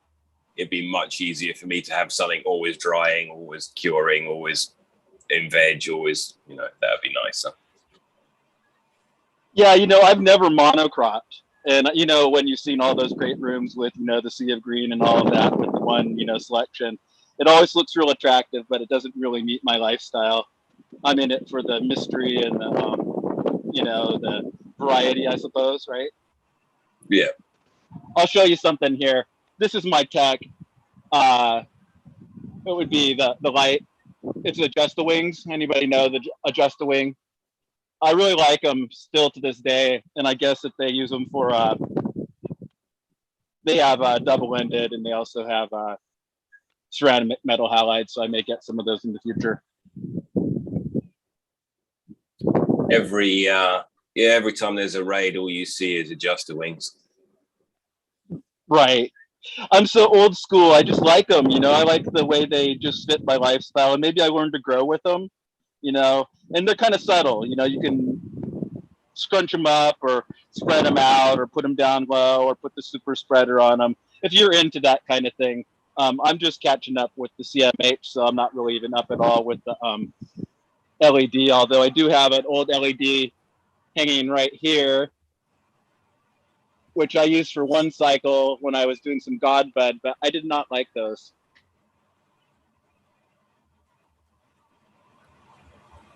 So what I'm going to do is I'm going to stop my video. I'm going to go to the other room and I'm going to just settle down and let you guys talk for a minute. I'm going to get coffee. Dude, they look beautiful, man. Killing it over there, Budhaboy. Definitely. Yeah. I bet though, I was gonna make the comment on the wing hoods that he has, the open hood, or any form of open hood. Probably for his environment, that works fucking phenomenal though, because he's like you, Eagle, where you could probably bring in, you know what I mean, cool air from the outside most of the time. He's not fucking paying a bunch to try to cool that room down. So I don't know, man. I like LEDs serve a lot of advantage, but there's certain environments where I just don't know that that's the best. You know what I mean? Like if you're having to heat that room and on top of the LEDs, is it really an advantage to just running the HPS and getting, you know, I don't know, the heating effect from it too, I guess. There's definitely some plus to that open wing, that adjustable wing there, man. No resistance through that lens. You can drop it, especially if you're like running a cooler room, like you say there, Smiley. You can adjust that thing down to its closest in the heat of the bulb. You know what I mean? And throw that shit way far onto the canopy in all directions. A lot of pluses to that shit. Good point. Good point about using different equipment to different environments. Very true. Very true. Yeah, and it's just some thought process of like, you know, where you're at. Because sometimes people like so often are like cut and dried about shit. You know what I mean? Like, oh, this is the best light, hands down. Fucking don't matter where you're at. And it's like, well, I don't know, man. Like, you know, there's certain budgets, there's certain fucking power bills, whatever. Like all that shit's like, yeah. That was the big lesson I learned at the barn. Was in the winter it's not insulated enough, and in the winter it was fucking. I needed to have the heat from those metal halide lights going, you know, or my heater was gonna run all fucking day and all fucking night. You know what I mean? So it was like I had my LEDs hanging and my heater running all day. 7,500 watt heater kicking on. Like, what money am I saving with that fucker kicking on? You know what I mean? So, with that being said, did you reverse things as the weather came back around to try to reduce the heat? You know what I mean? Did you Just did, yep. put the LEDs back up? Yep. So I put up the two 600 watt metal halides, and I switched out for the two 300 watt LED boards. So I don't know, man. Have you been watching GML's new room at all? I don't know if you guys seen that at all, but he fucking stacked those boards across the whole ceiling, dude. He's got, I don't know what model, whatever their new board is, the Diablo Scorp, whatever one that is, with the 6 boards. But like, he's got a new facility that he set up, and the whole fucking ceiling is the boards across, and then he turns them down or whatever percentage wise, which kind of has me thinking. I mean, like, it's probably more expensive, but I bet it fucking works killer to just stack them like that across the whole row. Put, you know what I mean? Put more boards in and just run them lower or whatever. And I don't know. Not even necessarily run them lower, but it'd be like more even coverage across the whole canopy, you know. I don't know. Somebody's seen That's them. that's where I've kind of been my point on the boards versus the bars. I like the bars for the even spread You know, some of them boards do kick out a lot of light, but I don't think it's as nearly as even as you're gonna get from the bars. I'd rather kind of, I don't know, see a powerful bar light that can be dialed down and dropped down versus one of these boards that I have to pick up and hold up full blast to get the coverage that is adjusted on the box. You know what I mean? There's no way that, like, say the lights I just received there, to get that 5x5 that's on the box, that's what that thing full blast and picked up to get the greatest amount of light spread. If I had to turn that thing down for heat reasons and drop it down, I'd be getting a fucking 30x30 spread out of it. You know what I mean? And I would need twice as many of them to get the same kind of light coverage off a board like that versus a bar light system. Yeah, I don't know, man. The bars still have hot spot though in the middle. They're not perfect on that spread either. So Yeah, actually, one of the best ones I've seen as far as like even canopy wise is the Science LED wise. The difference I think though is like the what was it, the Dragon Alphas, like it's one, it looks like one bar, but it's like a wide bar kind of a thing, and it kicks out that angle, but then it'd stack like 5 of them where my 4 1000 double-endeds would be. I'd stack like 5 of them and I could hit like a almost perfect PPFD across the whole canopy with that. You know what I mean? 4 might be able to do it, but it would be kind of questionable. If 5 would for sure be able to, like, bam. And you can measure them out, and like that's some of the best I've seen as far as like as them whatever them charts go or whatever, the even coverage. But they also cut down the footprint on it, so they're not trying to say it's a fucking 5x5 light. You know what I mean? They're like, it may shine 5x5 square or something, but what they're saying the light is like a 3x3 or whatever. You know what I mean? And then they're staging them out that way, and then the overlap, they can account for the overlapping in light, but they're designed to be that that kind of a segmented light where the whole ceiling's covered with them and shit. So it's interesting the way the technology goes, especially at the commercial level for them.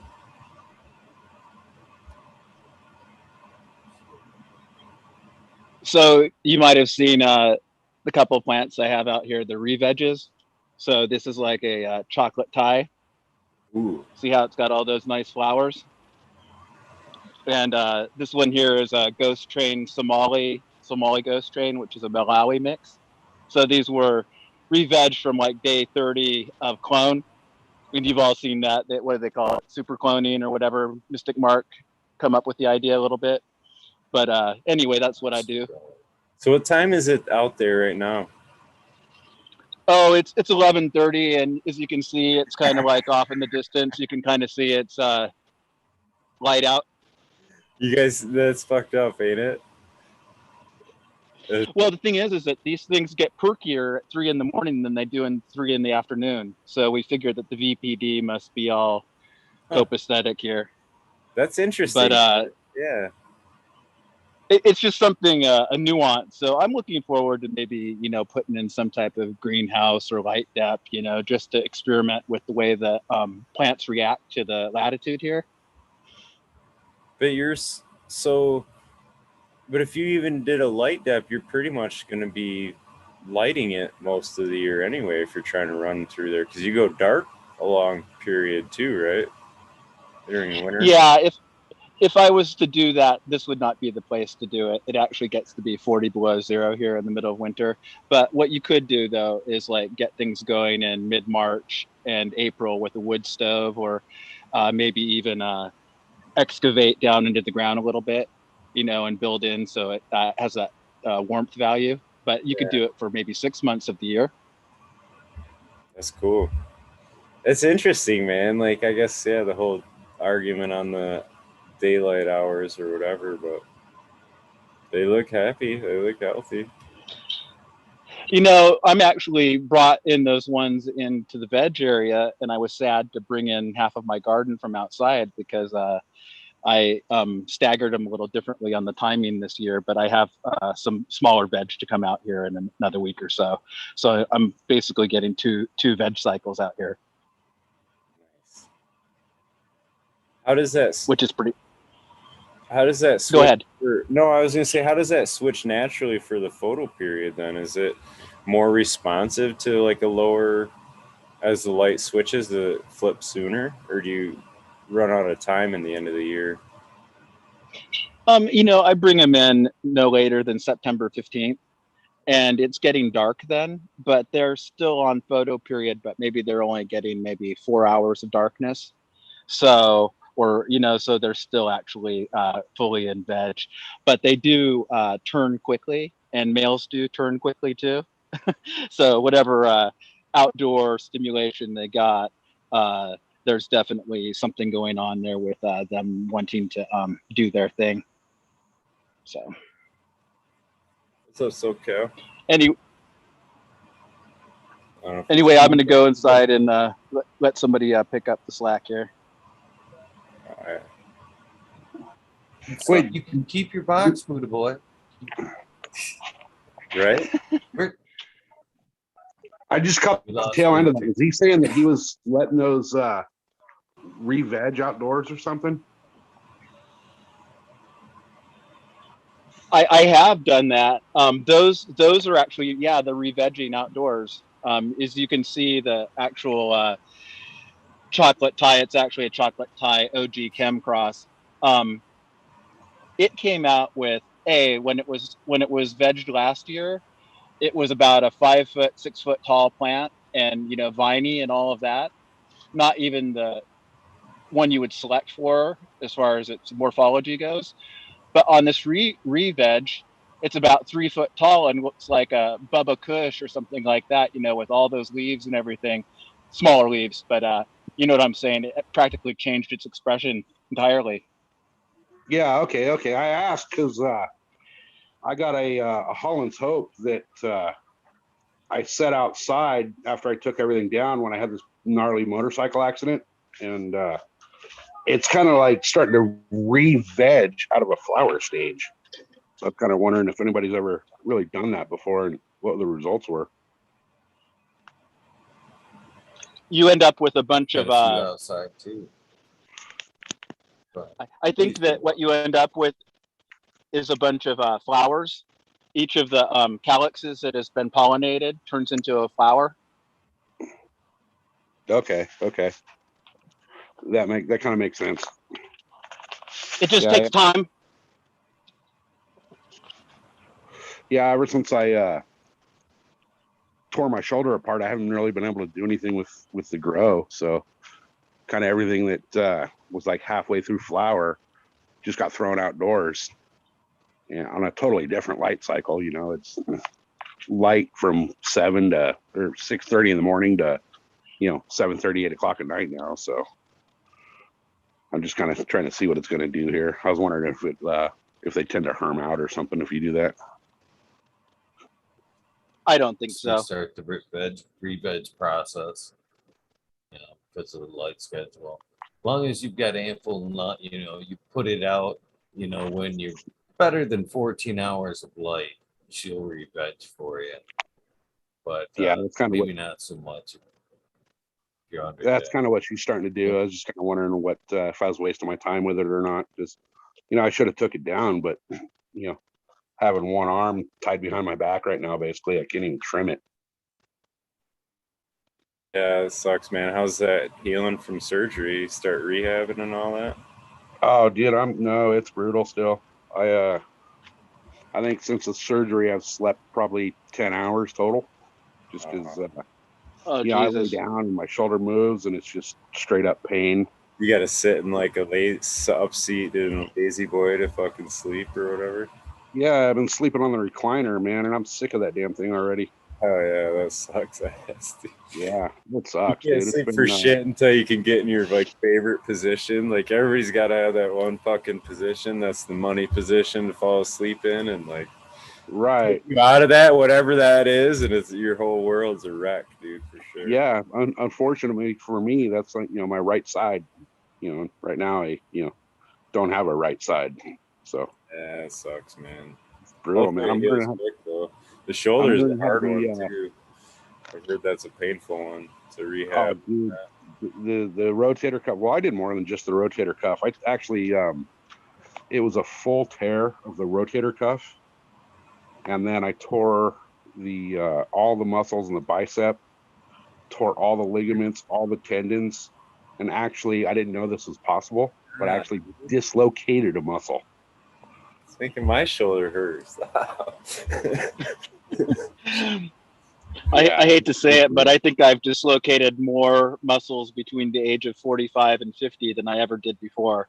So in other words, you discover those new muscles that are pullable or dislocatable. Yeah, I didn't actually believe you could really dislocate a muscle, man, but And so at 45, should I be moving more or moving less? Because I don't want that. Whatever you just described, fucking I don't stretch want first. That's all. You stretch first. That's all. There you go. It's yoga for you, baby. And we're not going to get any arguments from you on that one, Green 13. The stupidest thing about this whole deal too is that I was going like 20 miles an hour and I pretty much just fell over. But 2 weeks before that, I was out on the race bike and I ate shit, wide open fifth gear, which is about 85, 90. And I got up, brushed myself off, checked to make sure I still had all my parts, hopped up on the bike and kept on going. So yeah, that weird accident that cyclists have at lights where they can't get their feet out their pedals and they fall over and just crack their fucking collarbone because they're just like, and it happens like really commonly, and it's sort of like what you're saying. It's just like, yeah, it was just the hideous. Stupidest little thing, I've been racing dirt bikes I'm 46 years old, so 40 years I've been racing. I got my first bike when I was 2, so I've been riding for 44 years. And all of a sudden I just, on a little tiny stupid beginner trail, fall over and now I'm down for 6 to 8 months. Yeah.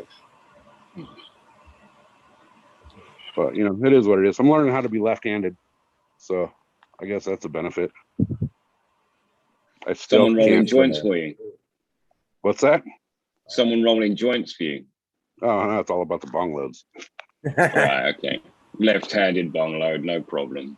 Yeah, load up the bong. I can do all that left-handed, but I'll tell you what. It's a messy journey, brother. I've been through that. I've had my right arm, my main arm done. I've had to teach myself same thing with everything with the left hand. And I'm here to tell you, week 1, week 2, everything's messy with left hand. You can't even wipe your ass correctly with your left hand that first week. I feel your pain. Like that, man. It's okay. I'll wipe your ass, Eagle. I'm just joking, guy. I'm just joking. It's not. It's no, stupid thing to say. Eagle's completely right, though. I mean, try it. Tomorrow morning, try wiping your ass left-handed. It's not easy. I have kids, you see. So when I see a problem, I just got to address it. Kids is bad. Kids is bad, but when you've owned a dog, it's like, yeah, some nasty shit goes on, It's like, kids is easy. It's funny. I love dogs. Yeah. I was watching my grandson today, and then he laid a stinker, and one of the daughters was there. So I was like trying to get her to do it. She wouldn't. And then I was like, all right. So boom. I talked to him beforehand. He's smart enough. And I'm like, hey, buddy, you got to help Grandpa out with this one. All right. You got to be good. Because he's known to like roll and shit. Like he tries to get up once you got the diaper off and get running. So like, I was like, you got to be good for Grandpa. I just told him beforehand, Dude, it was like 45 seconds flat. Like, bam, done, out the door. Like a pro. Was like, what? This ain't nothing. It was kind Done of, this before enough times. yeah, dude. He just fucking laid there too. It was like he totally knew we were on the same level. He was like, all right, Grandpa, I got you. Like, totally knew what was up, man. He didn't try to run, nothing. It was funny. No pissing on you. No. Yeah.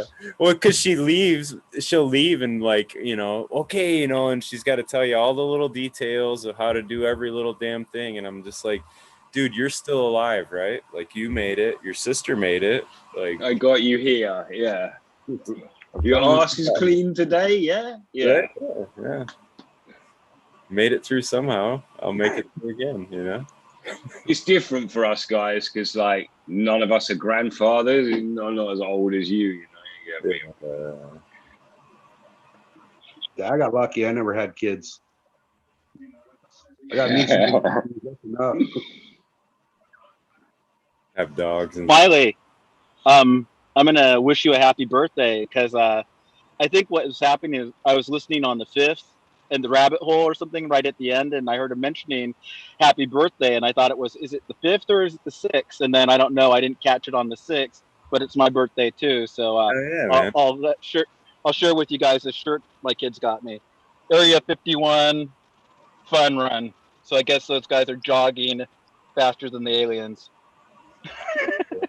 Because I'm getting in this fitness kick again, you know. So every 3 months I start training again because I'm an athlete. So this fellow on the motorcycle here, SocalWeednerd, I can relate, man. We don't stop rocking, do we? No, I can't wait to get back up on that bike. That you have right there. That's it. That's right. That's what gets us this far, and it gets us further. And you know, we're in it for the long run. And we may, in fact, be bouncing grandchildren on our knee. I mean, I do have a granddaughter. Smiley has a grandchild as well. But I'm just saying, it may be that there may be somebody out there who needs to hear the little kernel of information that you may accidentally tell them.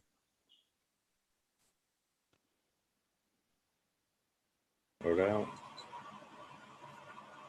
Hey, information. How old always key, right? That's right. That's right. How old are you, Smiley?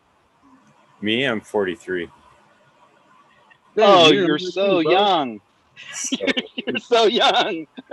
Listen to me. I'm 51. I just turned 51. I hear you say you're 43, and I think, shit, that fucker's young. But dude, that is young to be a grandparent in any scenario, really. You know, one of the younger. Yeah, she's a teenage mom for sure. Smiley's an old soul. That's the truth. As a matter of fact, he's so old he's been recycled. Who knows? Yeah. No, I probably am an old soul. I kind of like some of the older music. I don't know. I always hung around with some of the older kids, I guess. I think that might have been because you had the good weed, dude. I might have had something to do with Yeah, I was always down with the big kids. The big kids were, 5 years ahead of the game, So if you got kind of on their coattails, you might actually advance. If you hang out with the third graders, you're going to learn third grade things. You might learn how to unpack your lunch or something like that. Whereas if you hang out with the eighth graders, you're like, learn how to wow, I didn't know you could drive your dad's Mustang. Yeah.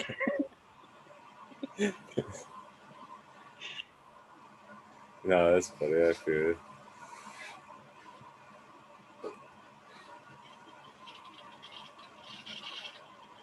Cricket's not. Green 13, how is your dog doing? I haven't seen him in a while. I haven't had an update. Maybe I wasn't paying attention. oh man, that's my favorite member of the family now. I mean, talk about flip things around. That's my girl. Like, fuck the rest of them. For real. Like, she just is everything I'd want in a dog. Like, I am so pleased with her. She's amazing. She's now obedient. Like, yeah, fuck. Don't make me gush anymore. I can't wait to get up in the morning because she smells like cookies. The whole thing is a fucking good deal. Yeah. Well, good on you. I really think that it's good for your, you know, just well-being, but also for people's mental health too. And, you know, whatever it takes to keep that compassion kindled in a person, or to remind them, you know, that there's this boundless source of love, you know, or whatever it is that you relate to in your dog. Like, I've had dogs that were athletes, and I've had dogs that were lovers, and, you know, I don't mind if they lick my face. I don't give a shit. And it's like this, I always say this, and it's not derogatory, but live with a dog, live like a dog. And I'm just saying that it's an ethos, and I appreciate that. My clothes are much dirtier all the time now that I have a dog, and that's the part of a thing you have to get used to. Like, okay, this is what's, you know, but I just really am in love. So it's like you say, I never heard that expression, but it is like that. The wife.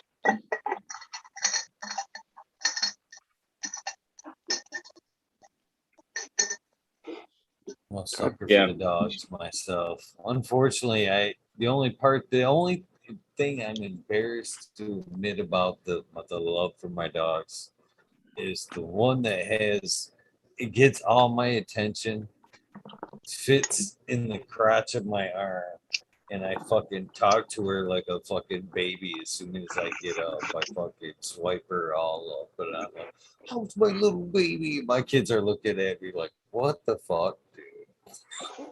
You know, I got up, right? But it's a forever baby thing, isn't it? It is a forever baby thing. Like, so I can carry on. I know, baby. No, whatever.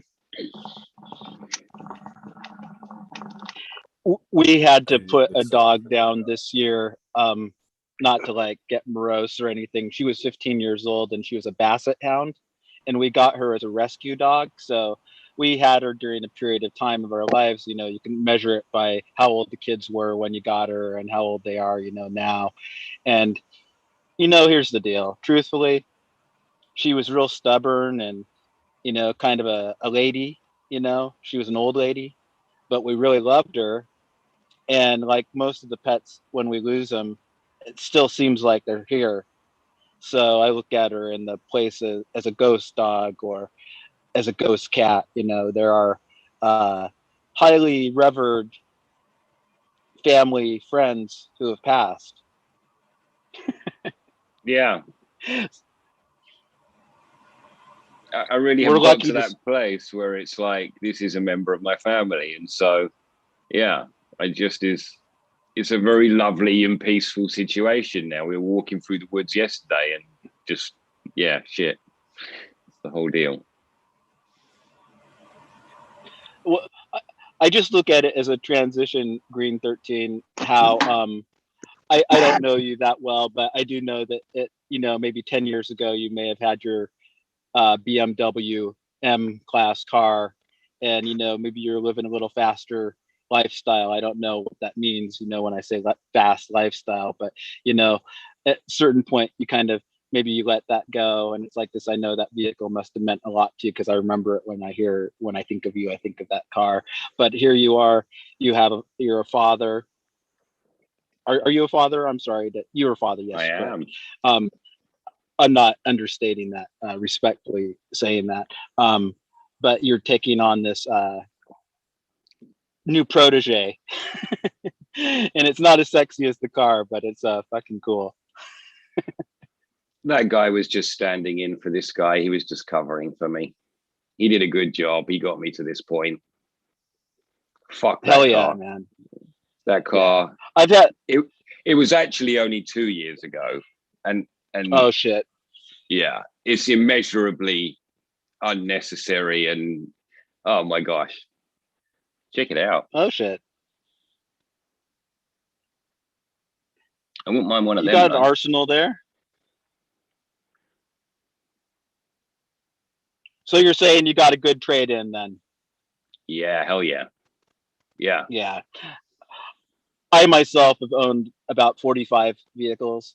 I kind of was an enthusiast at certain times in my life, but I drive a really beat up Saab. Has about 127,000 miles on it, 4-cylinder turbo, and I get my yayas out. It's real stiff and handles real nice. So these Arctic or northern roads are a little rough. There's frosties and stuff, so it's really nice for this. And I don't need anything more. I mean, I'll probably have a few nice cars along the way, but frankly, I've had the nice cars. I'll have a couple more. No big deal. We're talking Craigslist cars. I'm done with that. I actually get my okay. wife to. I get my wife to drive everywhere now. Like I'm trying to live a really regenerative lifestyle, and that kind of means being able to regenerative as a human, and the tires on a car like that. Meh. I'm the type of person who's going to use the tires, and then they are going to need replacing. No, yeah. I'm happy to. Yeah. I'm very happy to have become the person that I was, rather than that fake person who was that other thing. There's a load of tires. Look. I'm just so thrown off by seeing Smiley over there fucking dabbing away and shit. Like, who is that guy? Green 13, not to overstate it, but what we're talking about is transformations that we make, and we can say cannabis contributes to this consciousness too that we're experiencing, and this lifestyle and this dedication to this next 30 years of our lives to learn and dedicate maybe to live with this plant some more. Hey, I'll tell you from personal experience, cannabis is the only thing that's actually got me through the last month. That's the only reason I sleep and the only reason I eat lately. Yeah. It's all because of this damn thing right here. Is it your first fall? Of any magnitude? No, this bike right here, the black one, that's actually street legal. That's the one I crashed on. This one right here is pretty much not even California legal. This is my Baja bike. This is my race bike. And I've crashed this thing at 85, 90 miles an hour and got up and got right back on the bike and finished the race. First time you've hurt yourself though, is it? Yeah, like this. Yeah. I've been riding all my life. So there's been bumps and bruises and things like that, but never any broken bones, no, trips to the hospital, nothing. So yeah, this one's this one's a whole different experience now. Never been laid up like this before. Yeah. I mean, you can see just 20 miles an hour, the damage to the bike itself was pretty nuts. This light right here that's kind of just dangling here right now is actually supposed to be like this one up on the bars. So you can see I hit pretty good. Yeah, dude, I thought you wrecked going a lot faster than 20 mile an hour. I didn't catch that part of the story. No, it was I'm gonna plug these guys real quick. If you guys have this in your area, sign up for it. It's called Reach. It's a life flight insurance. So if you're ever in an accident or whatever, you need to call Lifeline. It's like insurance for them. They pay for it. But no, what was the question you were saying? I totally went off track there. I forgot too. Something he just said he was surprised it was low speed. Yeah, the speeds, yeah. So I went through the GoPro video and I found a little split-second clip where I was going over the bars that showed my speedometer at 19 miles an hour. So I like that, the short little clip as I'm going over the bars. Yeah, it's on my Instagram too, I think. But yeah. So you were going over the front handlebars, so what did it just like abrupt stop at 20 mile an hour? And no, so what happened was I was out riding with a dual sport group, and You know, it's kind of one of those like Facebook has like all their.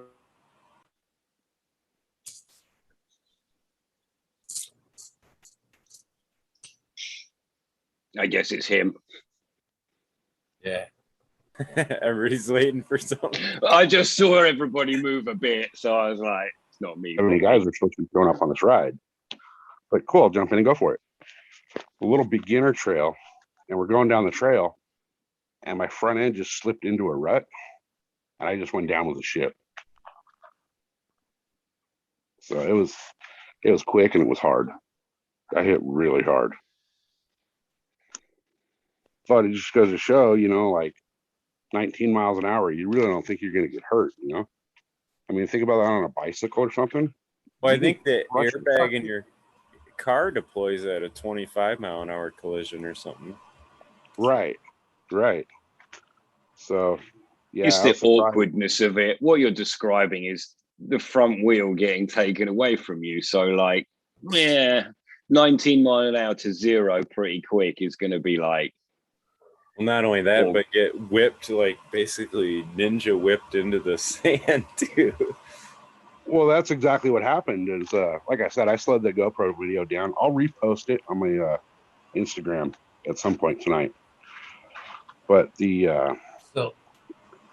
front tire literally just I would still feel good about, and no matter what speed the injury occurred, I would still feel good about that, because the fact of the matter is, SoCal, at our age, I've seen motherfuckers do the same exact injury to your shoulder trying to catch something on a job site. Hey, ow, motherfucker, this thing just popped out, and everything just rip on them, just on like a sudden movement. So the fact that it happened on a motorcycle and shit, I'd still be on speed, no matter what speed it was. You know what I mean? I'd be fucking exactly. proud. Like, that's my whole point of, like, you know, I was only going 19 miles an hour. That's not very fast. You think about it, you know, you're on a job site and some idiot drops a bucket of like Henry's or something down off the roof. That's going to hit you at pretty much the same speed. Yeah, if you check and find out about the stuff they do where they do crash tests, where they crash test into those solid metal walls, the actual impact tests for testing. Oh, yeah. It's actually done at really slow speeds, because it's the deceleration. That's what's fucked you up. It's the 19 miles an hour. It's actually a lot. You know, you're saying it like it's not a lot, but that's a cyclist going quite fast. So, right. Yeah, you just got pulled to bits, really. Pretty much. I just got lawn darted straight into the dirt, shoulder first. Shoulder first. My thoughts are this. You know, I actually bicycle raced growing up, and we're taught, maybe you're taught similar things, to roll, you know, so you kind of tuck and you get your shoulder down and you roll out of it, versus putting your arm down. If you put your arm down, all that shot goes right up through your arm and breaks your collarbone. We talked to, I think that Green 13 addressed this about clipping, you know, toe clips. But I'm just saying, I've had some pretty brutal low speed impacts. I don't know, like where my face planted into the ground like a stump going into the earth. So I'm just saying, I don't know what that's like, you know, to quantify speed with it. I think that the only difference between speed, velocity, all that stuff, is that one happens quicker than the other. Well, it's that motorsport adage, isn't it? Speed is not dangerous, it's the stopping that's dangerous. Absolutely. Fuck, man. Yeah, it was. Well, if you race bicycles, you know, BMX or whatever, you know that feeling of your front tire just washing out, and all of a sudden you're on the ground.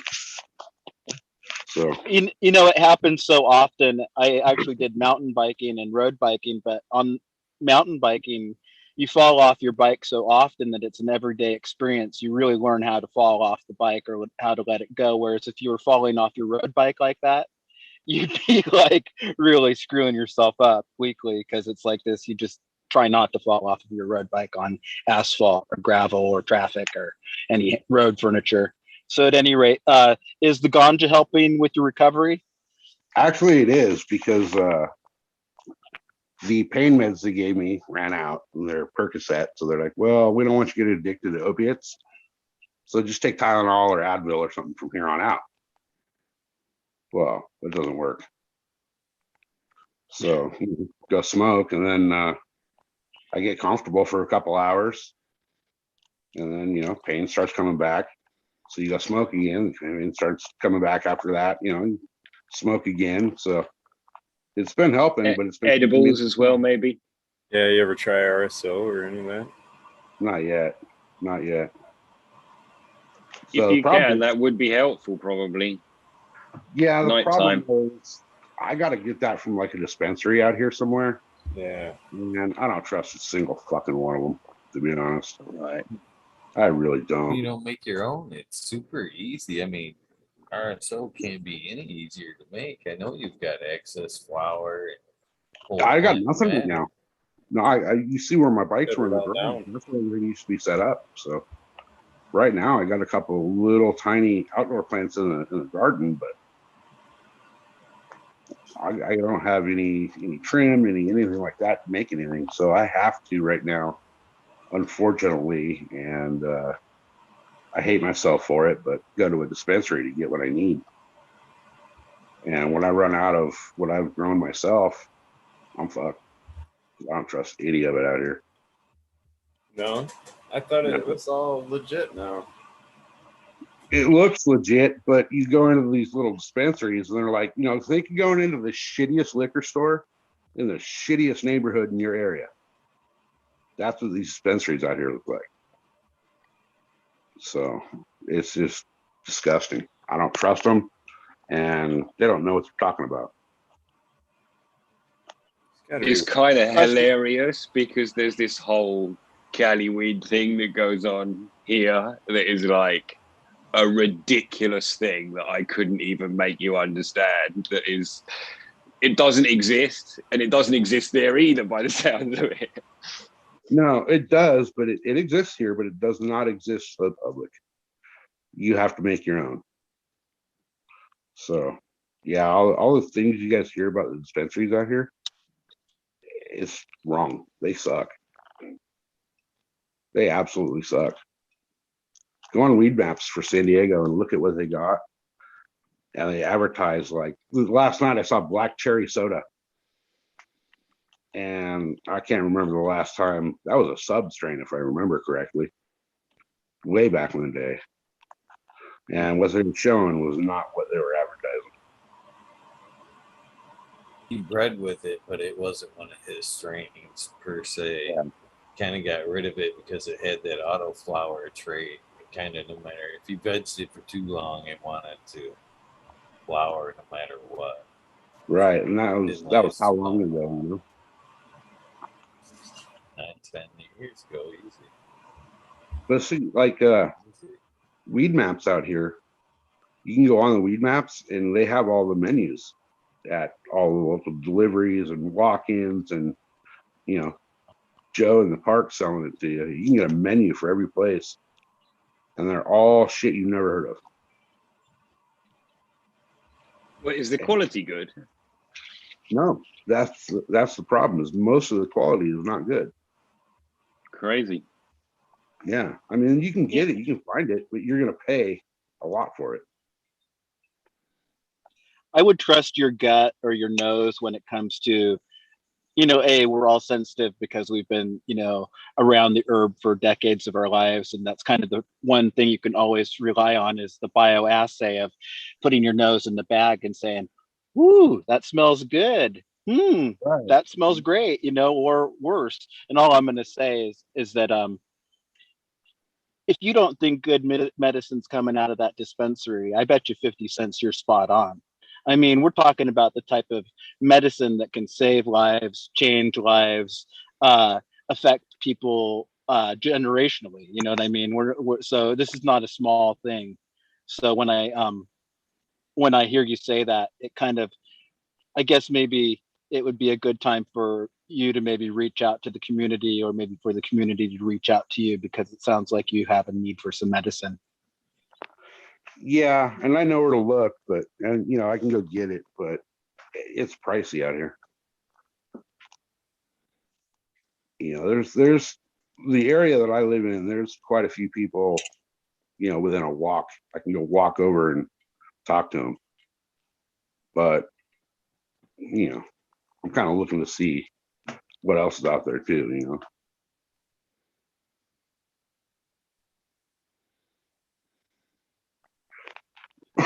like you can go to One thing nice. I was go just ahead. gonna say one thing nice is that a 60-day flower time passes quicker than you'd think. So in the time it takes you to get your shit together, and I'm not saying you have to get your shit together, but to adapt to your situation and for your healing to begin, by the end of that, you'll have your own weed, you know? Yeah, So that's where I'm at. I 60 got days passes quick when I'm watching someone else's grow. I'm like, damn, Smileys on day 50. What? That can't be right. But when it's my grow, I'm like, what the fuck? Day 45 again? I'm sure it was fucking day 45 last week. right. Yeah. 60 turns to 80 in my world because I'm a hippie. I'm like, you know, oh, those chirps, they just keep growing. And you know, when that third calyx growth, you know, comes through, you know, they're still growing, you know, so you could go on for a long time like that. Dude, Yeah. I smoked some weed last night that I cooked for 76 days. And compared Yeah. with 60, that I was like, fuck, I forgot. This shit it's like, fuck. Big plants and long periods is where I'm really at. But not that I will do that, but when I do it, it's Yeah. lovely. It's ideal when you can make something or help facilitate something to have a natural appearance, have a natural time span, you know, kind of roll with it, you know. It's kind of like each time you do it isn't going to be the same thing. It's kind of a one-off, you know. It's like, oh shit, man, that stuff was so trippy. It gave me anxiety. I almost quit coffee, you know, but it was just the weed. That the Mendo breath cut that I used for the Mendo Loco cross. I grew that thing probably a dozen times back to back to back to back before I decided to use it with that cross. And every time it came out the exact same. Heat, cold, you know what I mean? It was straight all the way through. That Mendo Loco in the Mendo Loco, does the Mendo breath carry more? Is that what you noticed, or is it pretty? It's pretty Even? it's kind of weird because it's the Mendo breath carries pretty far, but so does the locomotion. So they both play off of each other inside of it. It's really weird. Eagle's smoking it right now, I thought. He could tell you. Yeah, yeah, It it's is good. This Hey, runs his opinion, different, not mine, a because different mine doesn't pheno matter. selection than the one I got the last time. The one that I initially ran. It's a little bit different. I think, you know, in comparison, let me try to snag out a nice spot. Some nice builds. I think this stuff kind of favors the locomotion bud structure. Okay, yeah. It's not That's as much, one. you know, kind of feral. You know, Is that like a lighter, you know, or color in the all the way through? Yeah, yeah. It's not. Yeah, yeah, yeah. Doesn't have that like purpley in it. More of a local leaner. It's more of a local leaner Okay, for sure. I've had one of each. Not as that I loud really though like. as the Right. local. Yeah, those are the two I used. Was the real loco leaning, because I had to do the F2 on them. So I used the two best from each side again, and it came out pretty good, I thought. Definitely tasty smoke for sure. Yeah. Yeah, I got a little bit left, and I'm about done with that one.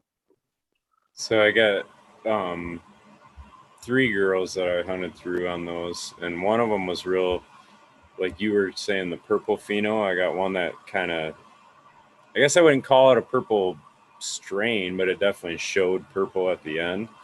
And then the other ones were definitely like a lime green almost, or lighter green.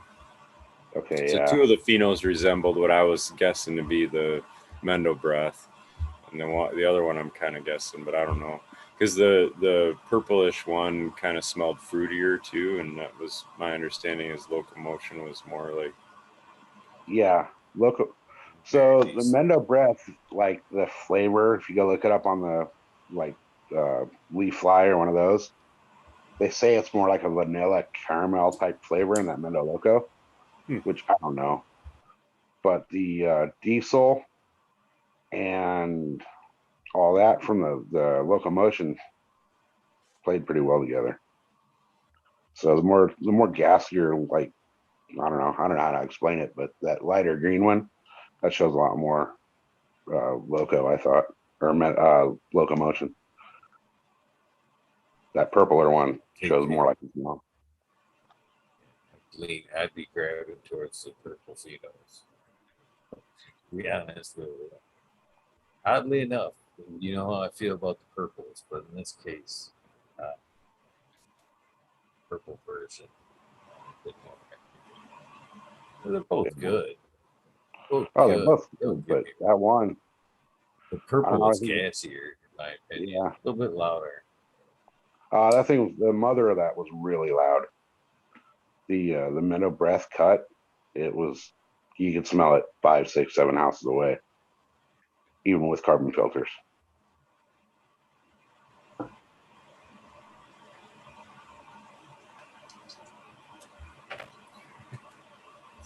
See you later. Oh.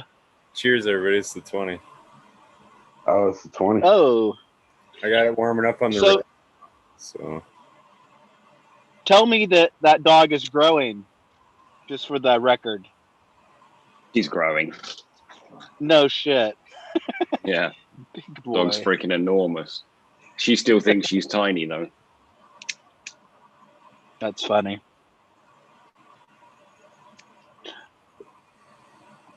What's everybody burning on the 20? The last little dregs of the Mendo Loco. Or the Mendo Loco, the Mendo Breath. Stone. It's got me good, Stone. Stony Creek's like, dude, you've said hello to me like 10 times already. Spoke with me. That's that Mendo Loco.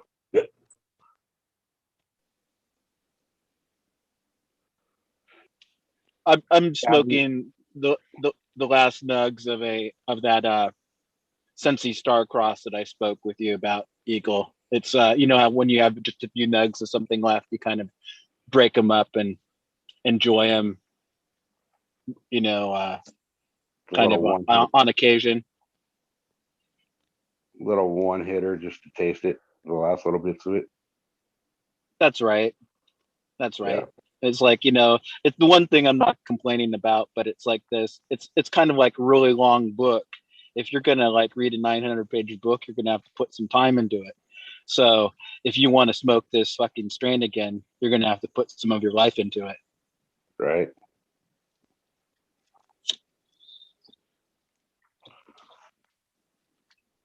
Well, hey guys, I think I'm going to jump out of here. I just want to jump in and say hey to everybody. I haven't been around in a while, so it's kind of cool to be able to jump in for a little bit. And shout out to everybody. Good health. Thank you. Appreciate it. Good health to your brother. Appreciate it. Like I said, I'm gonna re-upload the video on my YouTube or my Instagram again tonight. So go check it out. We'll show you the whole little thing. It's pretty funny, actually. Go ahead and laugh. Now that I watch it, I laugh. So heal good, man. At least do the still picture of where you're flipping over the handlebar and we see the speedometer. Oh yeah, I got that in the still photo. So I took a still photo of that, and I took a still photo of the minute I hit the ground. Oh shit! Yeah, like I'm like, you know, as I'm about to hit the ground. So yeah, I'll post it all up tonight. You guys go check it out and have a good laugh. No man, I hope you do heal up quick. Sucks. Yeah, thanks, brother. Appreciate that. It's difficult. Never been this hurt, so it's difficult. No, all seriousness, brother. As somebody that's been through that fucking shoulder injury, do not fuck around on, you know, physical therapy, man. That shit can really, really limit your movement and hinder the rest of your life. Oh Take yeah. that physical therapy for everything. Do some and then some, but don't hurt yourself.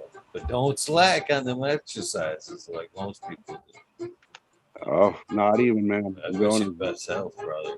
Don't fuck Thank around, you, brother. bitch. I appreciate it. I'm going. Like I said, I'm going. Completely with whatever doctor's orders are. So I'm doing this hard. I want to come back stronger. Chat All said right, it guys. in chat. Pain is temporary, glory is forever. Exactly. Amen to that. Amen to that. All right, guys. Have a good night, everybody. You too, bro. Cheers. Take care, brother. That leaves me wanting to say just one thing, that when we get chinks in our armor, when our cage gets rattled, we tend to take it personal. On some level, like by the time it gets you to cry, whimper, oh fuck, feel sorry for yourself, you get rattled. So it's like this. I don't like that feeling either, that like, oh fuck, I fucked up. But the body's resilient. The only thing is that your armor, you can kind of shine it up and everything, but it always has a little bit of a dent in it. So in other words, we carry those scars with us, and that's why I say don't take it personal, because it's like this. You're like off to a hot dog start. You're going to make that 100-meter dash in world record time, and you take about 3 steps and you fucking fall on your face, and everybody else goes straight forward to the line, and you just say, what do? You just go to the race next time and try to get your start right. Eagle's not joking though. I pulled my hamstring about 15 years ago, and I didn't do the rehab. Like, I just didn't bother. What I actually did was carried on hitting golf shots. I probably just started hitting more shots, and that leg got weaker and weaker until I completely destroyed that leg. And now I actually have to learn to fucking walk again properly, heel toe, just from one nothing little incident that didn't get properly fucking. My body just kept score the whole time. Oh, right. You want to fuck with that? Okay, well, we'll just we'll stop the nerves there really doing anything decent. And, Well, I learned all that. It's a double-edged sword, I think, because I went through that injury. It was a long, fucking tedious fucking injury before I actually got that opportunity for the surgery, right? Let's put it that way. To actually get the heal. And I Googled that shit, man. Woo! That's the worst thing you could do. Worst thing you can do before you go to surgery. Side effects of what could happen with fucking. And I Googled that shit and got fucking arm lock and shoulder, frozen shoulder, and all that shit. That shit terrified me. Terrified me. So when fucking it came time for healing up, man, that's what I did. I was like, man, I ain't getting that frozen arm. Fuck that shit. And I was the same thing though as SoCal, man. I was framing houses at the time when I blew that shoulder out. And I was terrified of losing that arm. I was like midway through physical therapy, fucking standing on a 6x6 every day, setting nails and driving nails with my left arm, just in case something happened, I could still continue to fucking my trade with my fucking left hand and shit. That shit terrified me though. Never, ever. I think fucking WebMD is actually just a way to trick you into going to the doctor, not keep you home. And like, so I think they just terrify you into going.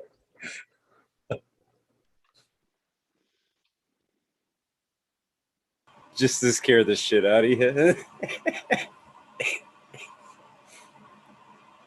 all the doctors pay into it to make sure people keep coming visit and drop some insurance bucks.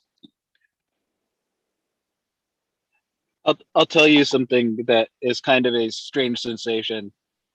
When I was doing trail running, you're running through the woods, free as a bird, all invigorated, all charged up, healthy as an animal.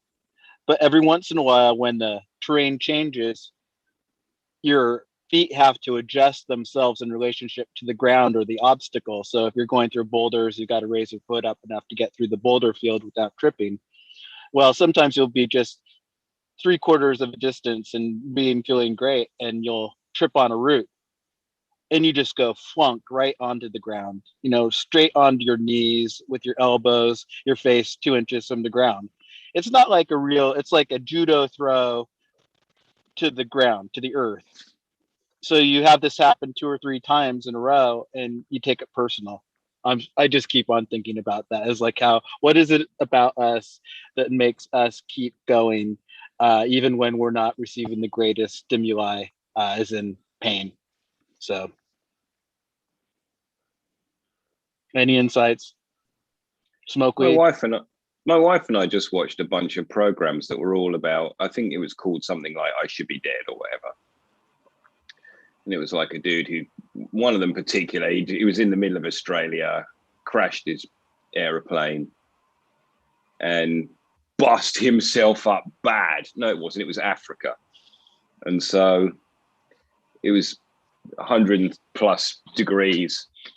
This guy's got a broken back and all the stuff he had to go through.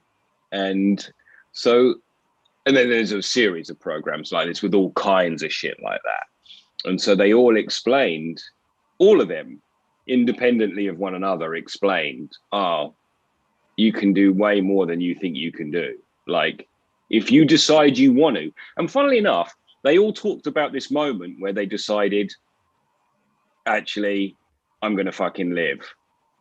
And it's like, so I'm going to have to do X, Y, and Z to make sure I do live. And those things are always fucking horrific, tear my leg off or fucking something like that.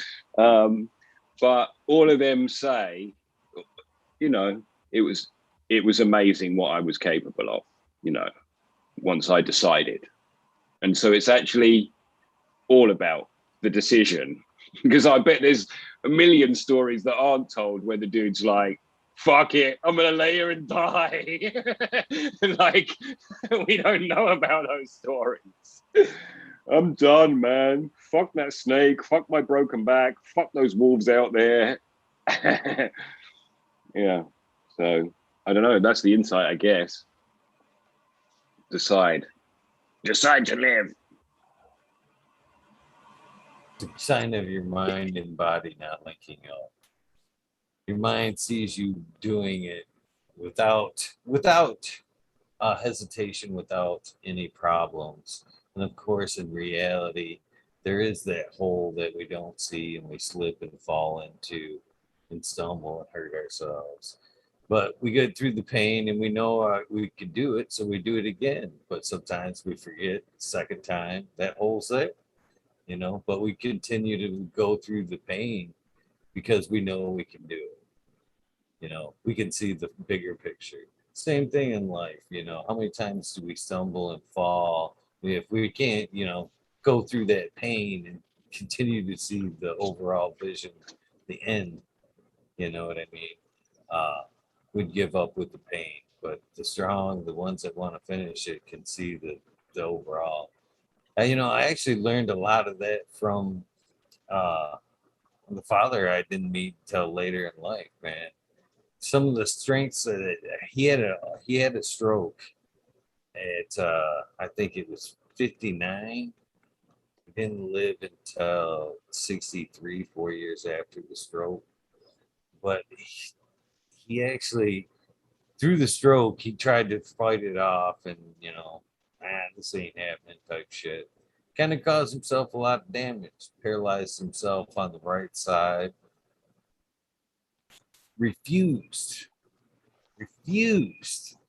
to accept that he was going to be paralyzed on the fucking right side. He fucking stumbled, fell every day, trying to fucking walk and everything. And he never fucking gave up. He tried riding a 2-wheel bike for exercises and continued to fall. He ended up buying a 3-wheel bicycle and still ended up falling off because on the turns, his hand would slip off the bar and he would fall on the turns. That strong-willed motherfucker ended up taping his hands and feet to the handlebars and pedals to get that exercise every day. He refused to let that pain overshadow what he could see in the overall. And that fucker, I shit you not, the day he died, he ended up dying of a heart attack 4 years later. But that motherfucker walked.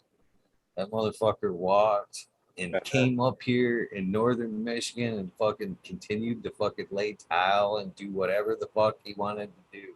As much as everybody told him he shouldn't be doing that. He'd be like, fuck that, I can do that shit. You know what I mean? And so that will to overcome that pain, you know what I mean? It can achieve anything. Power of the mind. That's it. That's crazy.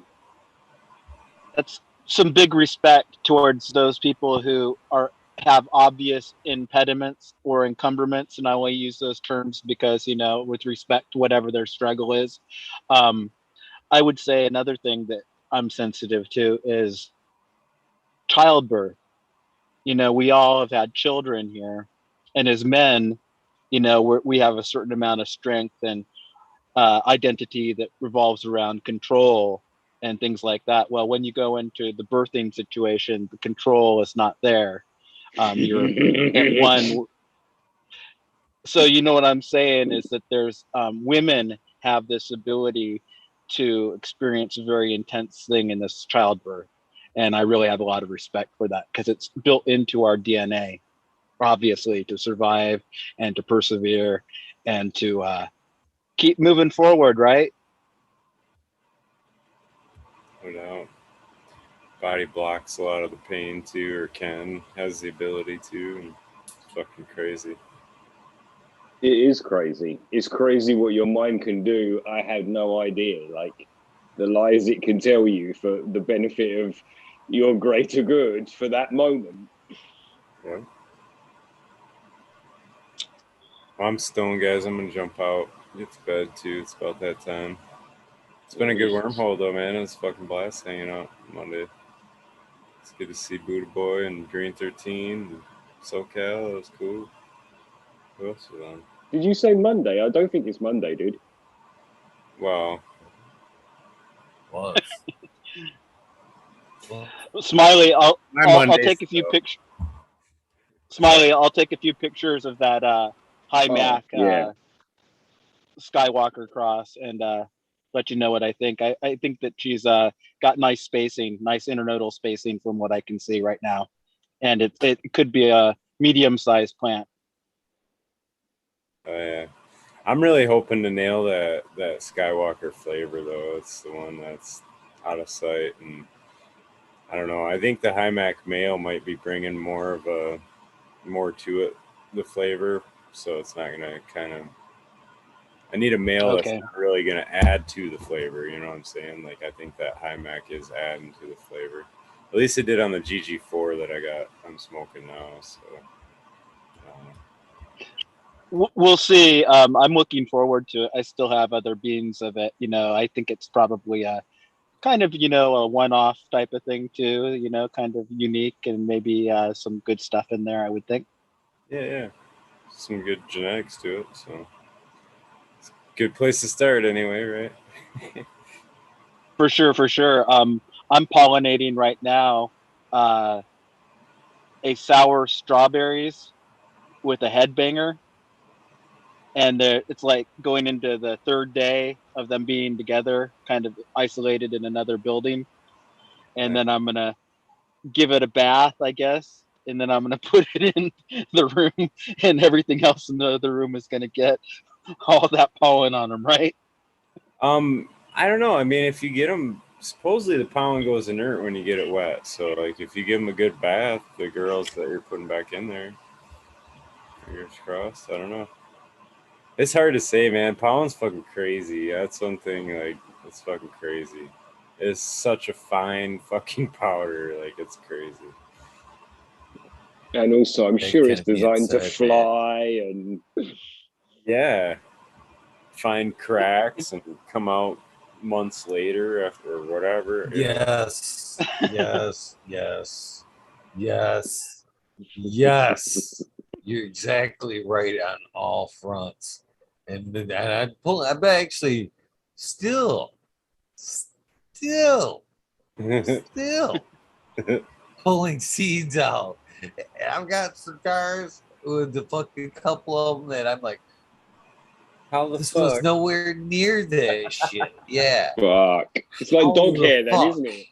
The dog's never even And then, been in this yeah. room.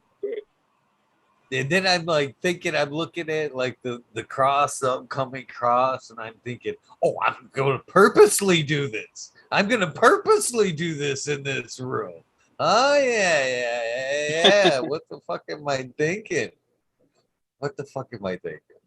So, yeah, I don't know. It can get out of control. I'm wondering how I'm going to contain it. I've actually been wondering that the last couple of days as I've pulled through a couple of buds and got a couple of stray beans. I'm like, what the fuck? How am I going to contain this from the rest of the fucking garden and shit? The Columbia Outdoor. Kick it all outdoors. Well, I will tell you It's one gonna thing. be In this everything. in this situation, I am an absolute beginner. This is my first time. And I realized I didn't even have a plan for A to B at certain points of the process. And then I did look up one little thing on my phone, and the guy kind of said, well, you can rub it kind of this way, and you can shake it on it. And I did that actually. I took like 3 shakes on it, and then my daughter was watching me, one of my daughters, and I said, here, you take it and you do a shake too. So she did a shake on it. And I'm just saying, it's so foreign to my experience, and I do believe in the invisible magical pollen stuff that goes everywhere, and the house is really only like 30 feet from this little structure I'm in right now. So do you really think it's all going to stay there? It's all part of life, man. I just really enjoying the process, so that I wanted to share that with you guys.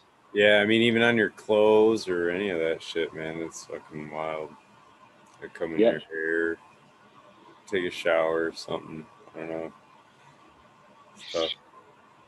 This fucking dog. Get your own friends, man. Where's your show? Jesus Christ. Where she was just staring us all down, Green 13, like, what do you say some shit about it? Say some shit about it. And we're talking about you, the Florence. It's a good looking dog, man. Cool, guys. Hope you guys have a good Tuesday.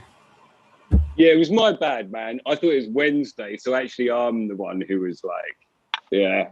That's why I was like, it's not Monday, because I thought it was Wednesday. But it turns out I was the one who was. Gotcha. Cool, man. Well, have a good one, guys. Take it easy, Smiley. See you. Thank you. He always gets me in that quick dismount there. It is. You say that. She did grow up fast. I'm sorry, man. We were looking at photos yesterday, and I said to my wife, I don't even remember this stage. And she was like, yeah, it's because it was only for a day. And it's like, yeah, this thing was a puppy for no time. Jesus Christ. Yeah, her head is as big as yours, brother. Yeah. Yeah. It's a bit bigger than, it's a big medium, isn't it? That's a large dog, really. Would you say she's 3/4 grown, just intuitively speaking, or has she surpassed your expectations already? It's so subtle now. It goes on, so she'll be like 10 months, but it's going to go on for like 18 months. But I think all it is now is a bit like her legs look more tree trunky and stuff like that. I think for height and for the mane, I think she's mainly here. Yeah, fuck, I love that dog. Very hooked. Yeah. Well, I'm happy for you. Obviously, you know, you have a good bond, and the dog has intelligence. You know, that's the thing, is that people, you know, plants are sentient creatures too, but animals are as well, and so are we. So it's like this. Some people think that's significant. Yeah, Eagle's one of them. I think it's kind of funny that, you know, I kind of feel that they pick you. You know what I mean? You know what I mean? They, out of all the people in the house, that dog could have went mom, daughter, you know what I mean?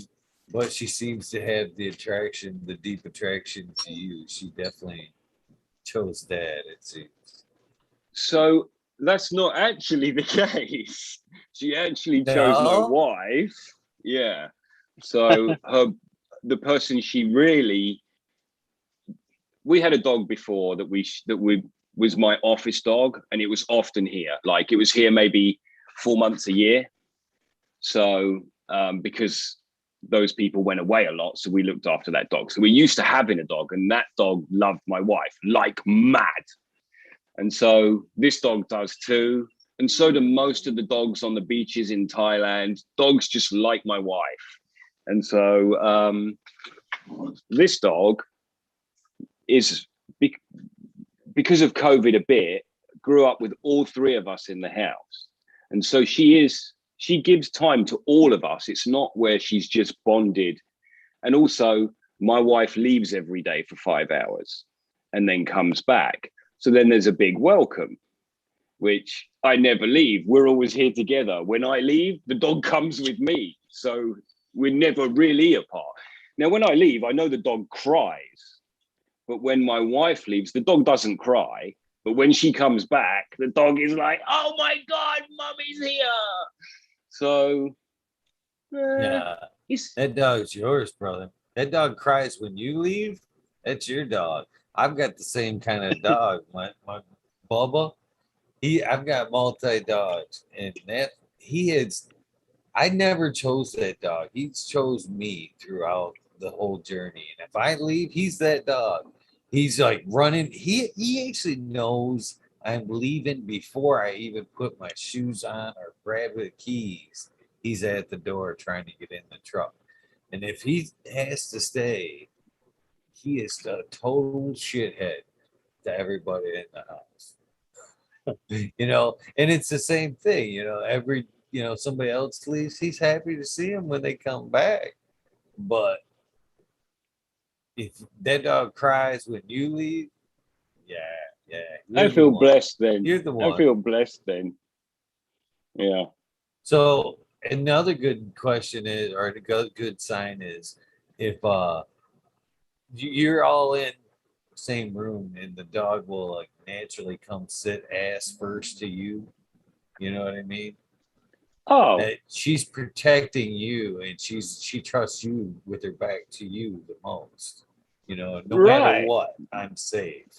So that's what she does. That's amazing that you said that. Right. That's your dog. That's your dog. That's awesome, Green 13. You've got not only your best friend, but perhaps your greatest protector. You know, she really thinks highly of you. Yeah. It's what I wanted. I'm really, you know, it's funny. I was listening to your dad, you telling the story about your dad, and he obviously knew what he needed to do. Like, he obviously just knew in himself, no, I need to keep these parts moving. And yeah, I just think there's huge power in listening to that and like getting the dog, all those kinds of things. Like, it was a weird time to do it because it was a difficult period, but like, and then it was difficult then when the dog came, like bad. But now it's all reward, really. Isn't it, my friend? Yeah. So I'm chuffed a bit. Maybe on that note, I'm gonna bow out, gentlemen. It was nice hanging. SoCal was here. Smiley. Good that everybody got through whatever this last period of time was. It was intense. Not much went on, but some shit went down somewhere, right? I mean, we're on the ball, so we've got our shit together, and we're going to march forward tomorrow. So peace out, Eagle. Love you. G13, Green 13. Thank you, brother. Great to see you, man. Yes, sir. Big love. Have a great day. Always now, my friend. Yeah, Eagle. 13. Oh, I'm sorry. Go ahead, Buddha. I was just gonna say, Eagle, we're proud of you. Just keep on doing what you do and keep doing it good, right? Trying, brother. I'm trying. I'm the same thing. I might fall and get hurt, but I don't give up. I don't give up. The only this is a perfect example though. Perfect example as past if almost any episode of a wormhole that I said, oh, I'm gonna get this thing going and duck out because I'm gonna I do saw the something. title. Never happens. It never happens. It never happens. So there's nights that if I don't show up, there's work to be done because I know if I start it, I won't walk away. I enjoy the company too much. Too much. So sometimes you guys got to realize if I don't show up, it's not because I don't want to be here. It's because I enjoy myself Gotta too catch much me. when I'm here. Don't get any shit done. Right. Do me a favor, Eagle. I made a mistake and I let my Audible trial skip over. So I got 2 credits. Can you send me 2 books, man? Send me a couple titles. Have a little think about it, and then just send me 2 things that you think have been really good. Doesn't matter what they are. Couple, really. Great. Awesome. Because I got to use I them love up, and that. then I'll. I got you. I got some ones that I've really enjoyed lately. So thank you for asking, brother. Wicked. So it's nice to get someone else just to give you something. Because with Audible, then it's just easy to just like, okay, I'm going to go up pot, stick that on. And it's either good or it's not, you know, it doesn't matter. It's just nice to get someone else's music library, but whatever, you know what I mean? right on. Same there, too. You know what I mean? I'm always looking for a good listen. Right now, I think the only person I do that with is Smiley. Oh, Just cool. go back and forth with Smiley. He's an Audible guy as well. But Oh, no kidding. Okay, good. All right, then. got some auto. But you have an amazing day, brother. I thank you for popping in. I love that dog. I wish I could meet you both, man. I wish I could come across the pond and meet you both, man. This is healthy too, though. That can't always happen, but man, I would love to come over there, you know. It'd be an easier exchange into a green state. But Oh, I definitely feel like, you know, oh, there's a bond. Even not meeting you, my friend, I definitely didn't think there's a bond there. And when I talk about, you know, hanging out with people about the show, I definitely light up when I tell I've got a friend in the UK. And I'm always referring to you. So that's awesome, my friend. So, thanks for saying that, brother. I feel the same way. Big love, and have an amazing day too. Love, you chat. too. You too. Well, that wraps up this episode, guys. And it is true, man. It is so fucking hard to just kind of walk away from the amazing people that do come on and hang out in these wormholes night after night. I enjoyed as much as you guys do. But again, you know, in all reality, you know, I do have to get work done. Otherwise, it does catch up with me. So I've been trying to keep a balance of keeping the show going and getting shit done. So hopefully, you guys will bear with me until things level out a little bit. They will. It always does. So, Blaze Daily. Cheers to you guys. You're fucking hilarious. Yes, I will be there, Stony Creek. For sure, I will be at the Caregivers Meet on the 23rd and 24th. If you're in Michigan, I would love to see you guys at the Bigfoot Lodge. I will have tons of swag for you guys if you show up. Coffee cups, shirts, and whatnot. Look forward to seeing everybody there. With that being said, let's get these shout outs done so I can get to work. Like this title said, can't believe not even a little bit done. So that's what can we find for music here? I'm gonna go with the Doc Waffles.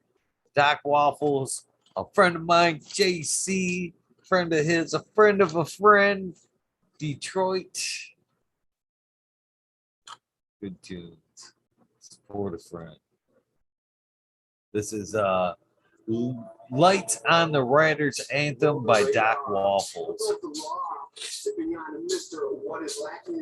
Sub Cool, D South Date, Mama Law 710, Scarecrow 420, Green Thumb Bum, Christina MG 89, Unplugged 705, Medical McCullough Cody, Rick T the Rebel, the 19207, Fabian Salinas, Dave's Not Here, Tom's Boot, Greg Walker, Window Dope, T Dog, Dung Beetle, Red Eye Jedi Gross, Mother Nature, Justin Conway, Duckweed, Run Boy, Ep436, Justin Good Strongman, Okie Grower 74, Corey Trevor, Michael Wallace, Mole Vision 420, Hujo Kid Daddy Taco, Don Slug, Rick S. in the Bushes, 827, James Siemens, Kevin Hahn, World's Last Hope, Pat Span 420, Biomentor, Dirt Road Dude, Kanashiba, Jose Ramirez, Red Eye Rustler, Dad Goblin, Dr. Buzz Lightyear, Acetone, 710 Canuck, Candy Queen Genetics, Savvy Tanazi, Funar, Dirt Man, Dan, Keith the Black Sales, Mr. Bosilis, Dun Premium Gardens, Rasa Bob, Rasa Jeff, Soul Root, Small Tubes, Tyler, Frosty Buds, North Michigan, Micro, Ouija Buds, Dub T Roy, Big Jar Gross, JC, Modern Genetics, SocalWeednerd, thank you for popping in.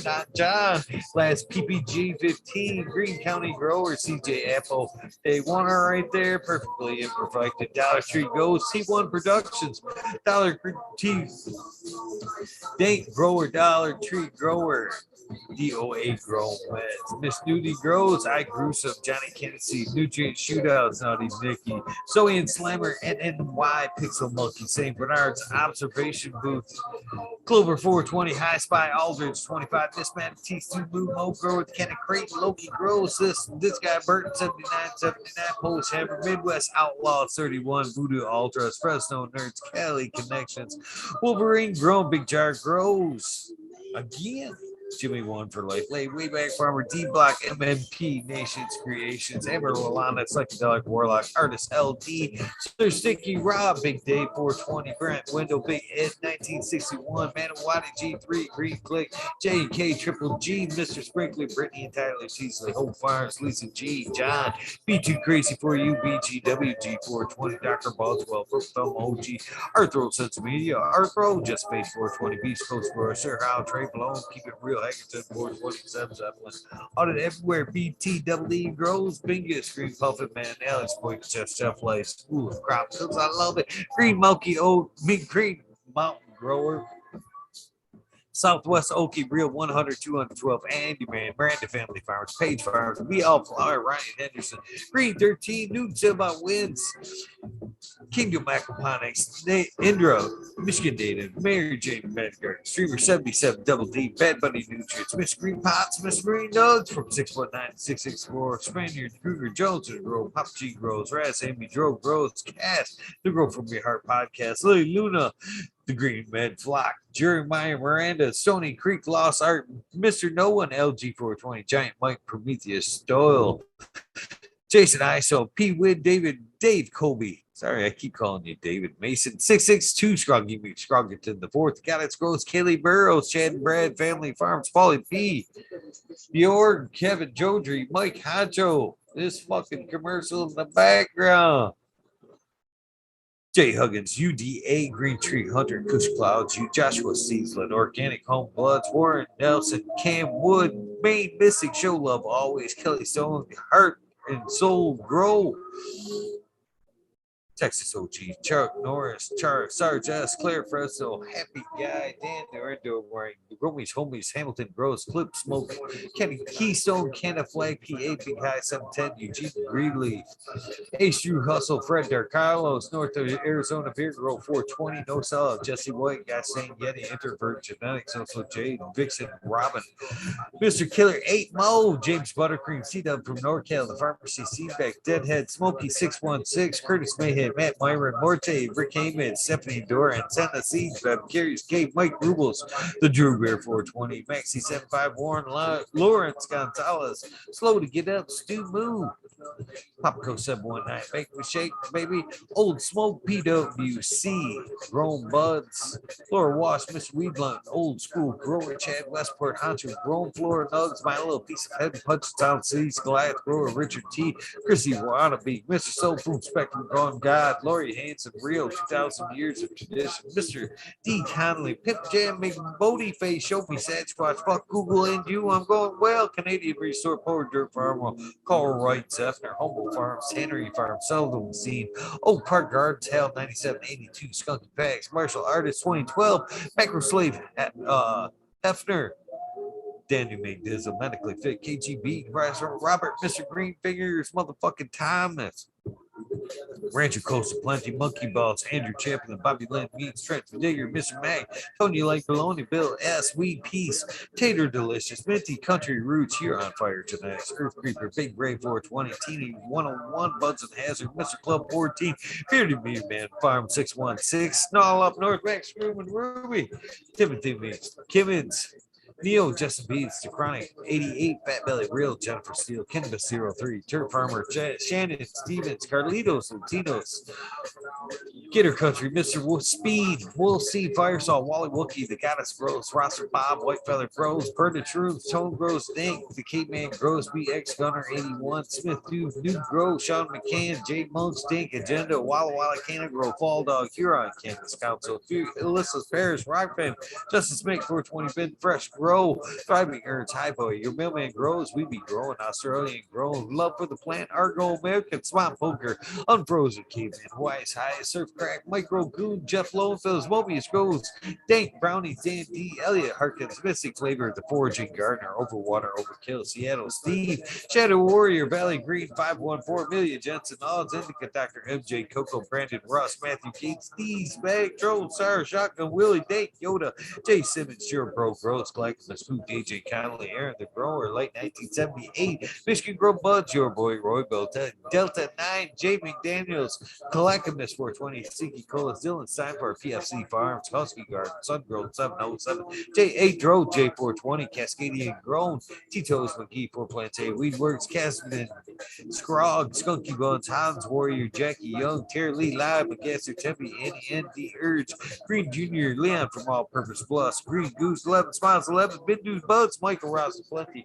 311 makes up Kinder Grows, Evergreen Hayes, G Friends, Free, MMJ, Matt S, Save Ball, Dragonfly B, Justin Med, Travis Wall, Lucky Mike, Just Seattle Chronic Seeds, King Chronic, Titan from Blasco Seeds, Shango Gas, Wassel for Life, John Smith, Tommy Trickles, Poker King, Raz, Pop Little, Slow Roll, Spiky Pods, Oscar Green Jr., Matt Steelbird, Indo 11, Stephanie V, Shark Pulley 989, Von Bronx, Auburn Gardner, Stoner Nation 420, Joe Y Bugs 1313, Grower, Painting Lady, Frank Booth, Jay Myers, Submit, the Chat, Mr. Manny D, Bagsy, Dr. BGC, Jeff, Shredder 911, Dutch Grows 420, Scallywag 420, Skillbo 1, Medgrower 1, Empire Brady Co. for Rolly, Lost Leaf, Liam S, Danny Danko, B Bear 7, Ollie Noble, that is, CK Tom Trinidad, Looney Jester, Smoking with Small Town, Tim S, Mr. Lazy, Rafter, Grows, Rob, Automation is Freedom, Robert Hazelton, York, Michigan Core, Double Tap Farms, Mr. Green Thumb, 420, 808, Rudy Proxpez, the Cannon Bus Driver, Hayden Life, Kenny 710,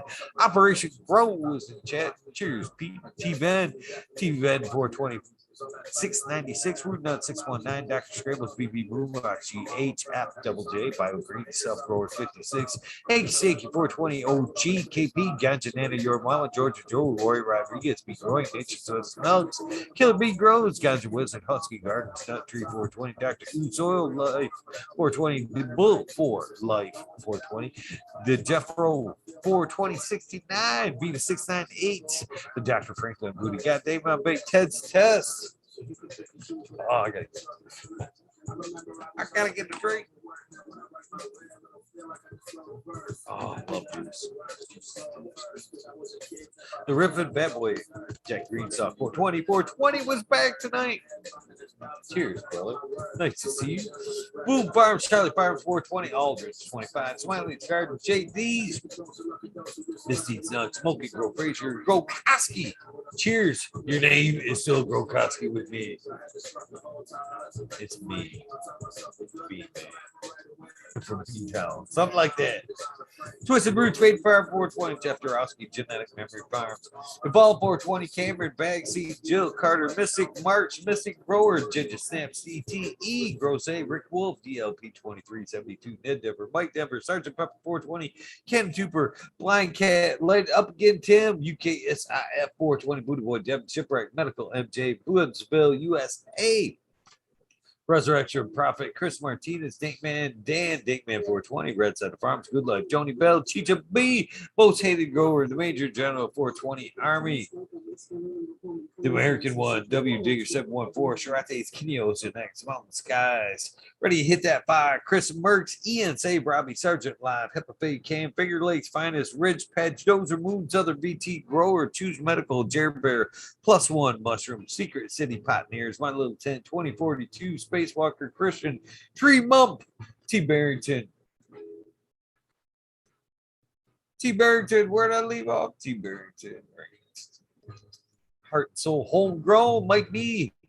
T. Dwayne, East Coast Well, Heidi Day, Galactic Arts, John Smith, Liptis, My Natural Farm, Pacific Northwest Seeds, Ross Kai, Paul, Alumna, Hoko, Trench, Rita's UC Life, 420, Grant Manuel, Mary Bounce, Every Sizzle, 9 Inch Colas, Chris Blue, DK Trades, Vision Creator, Guru, Decine Brew, Cannon Nation, JJ Wires. There we go, I believe. Yeah, there's the shout outs, Cam. Bobby Shaw, Bids, Rescue Ready, Roadside LLC, Notorious Dogs, Magma Seeds, Father and Son Trimming, Tutorial Sub T Dank, Jose Ramirez Perez.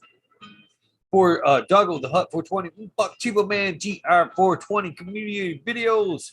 Shout out GMO. Nice seeing you in chat today. Detroit River Rat, Luis Garcia, Michael P, AJ Everyday, Audit Everywhere, Cheddar Bob 13. Where you been, Cheddar Bob? Maine 420 Men Grower, Cookies Coop, Jay Kendricks, In for the Grill, Backwoods All Good, Sally Mansell, Adam Skankins, Chanel Simpsons, One Smoke Away, Captains. All right, what do we got here? Ganja Roach, I don't even know how I got the other out of that. Kazoo, Aaron Burden, Shrooms, Mr. Lincoln, Stinkin, Angel Studios, MG420, Grochan, Paul Diella, John Fleming, Dankovich, Fibro Flower, Paulie P, Seldom Seen, Elevated, Lenny Organic, Sunman, Chiba Sunny, Jeff Pollock, Ricardo, Sosa, Dan J, Earth Friendly, Farming, Candy Forest Farmer, fuck all that be, the Misfit Grower, Jason Line 512, Snake Eyes, Northern 4466 was in chat this evening, Jason Greystone, Stoner, Baker, MD, Stony Creek, Russ Sonic, Fringe Dweller, Tarzan, Superman, Old Man, Herbert Ash, Furry Bird, Mo Grower, Manigar, Simple Man, Survival One Time, Tim Blake, Gulf Coast Chronic Seeds. Or no seeds after that. It's just Gulf Coast Chronic. Sink Fat, Caballero, Polero, Harley Grower, Gent God, Jason Line 512, Steve Collins, Todd Kendricks, Property Maintenance, Sharpie, The Island Hayes, Scuba Steve Speaks, JRM, Randy K, TCDR. Shout out to you, brother. It's nice hearing from you today. Claire Killian, Wardrobe Primary, Randy Grande, Pip 1000, Ace Boom 3223. Wake up, Captain Freedom. Wake up. Wake up, Captain Freedom. I love repeating myself. Puffer Smiles, 15 digits. Michigan Ganja Roots, Fred G, Super Bob. Somebody's got to do an outtakes one day. Chicha B. Good morning, Chicha B. Groski, 808 Weekend in Bernie's K-Bag, Justin Station, Strong Style, Organic, Zippy, I'm Medic 31, Honor CK Hal, Be All Flower. Cheers, my friend. Your package should be hopefully hitting you sometime soon. Brett Boog, Todd Kendricks, Newton, KNT, Kirsten D, Truth Serum. Thank you again for that awesome package. I keep forgetting that shirt is right behind me. I was gonna wear it tonight. It's right here. Sorry, Truth Serum. Four times four, Natty Dread, Barbara Matthews, Ancient Soul Grown, Kevin Jesus, Kenny Health and Happiness, Berserk 215, Glad Low Cut, Ever Trendly, Mo Manic, Meds, Rasbenji, Helen, Huge, Janus, James T, Atomic Spoon, Miss Jill, Big Daddy, LT Gardens, High Flyer, 420, Lobster Brush, Bro, Mother Tree, Maine, Red Pill, your boy Roy Boy, Ecstatic Shannon, giving it its Wuhan, Rick W, comfortably dumb one, smoke away the 840 show, Richard Lamb, Red Pill 710, where you were in jet tonight. Nice to see you. You need to pop on, brother. Cannabis Pursuit, K Rolling, Worthy Buzz, Logan Man 81, Oil and Flower Podcast, The Entourage Effect, Warren Dixon, Pink Lady Luck, El Mando 420, surrounded by Keith Ferrari Farms, Fridge Dweller, Single Fathers, Happiness Without Guilt, Richard Forbes, David Pimenta, B4 P-Funk, Nick T, John Reese, What About Bob, Prince Patty, Daniel Bergman, B. Doug DeLee,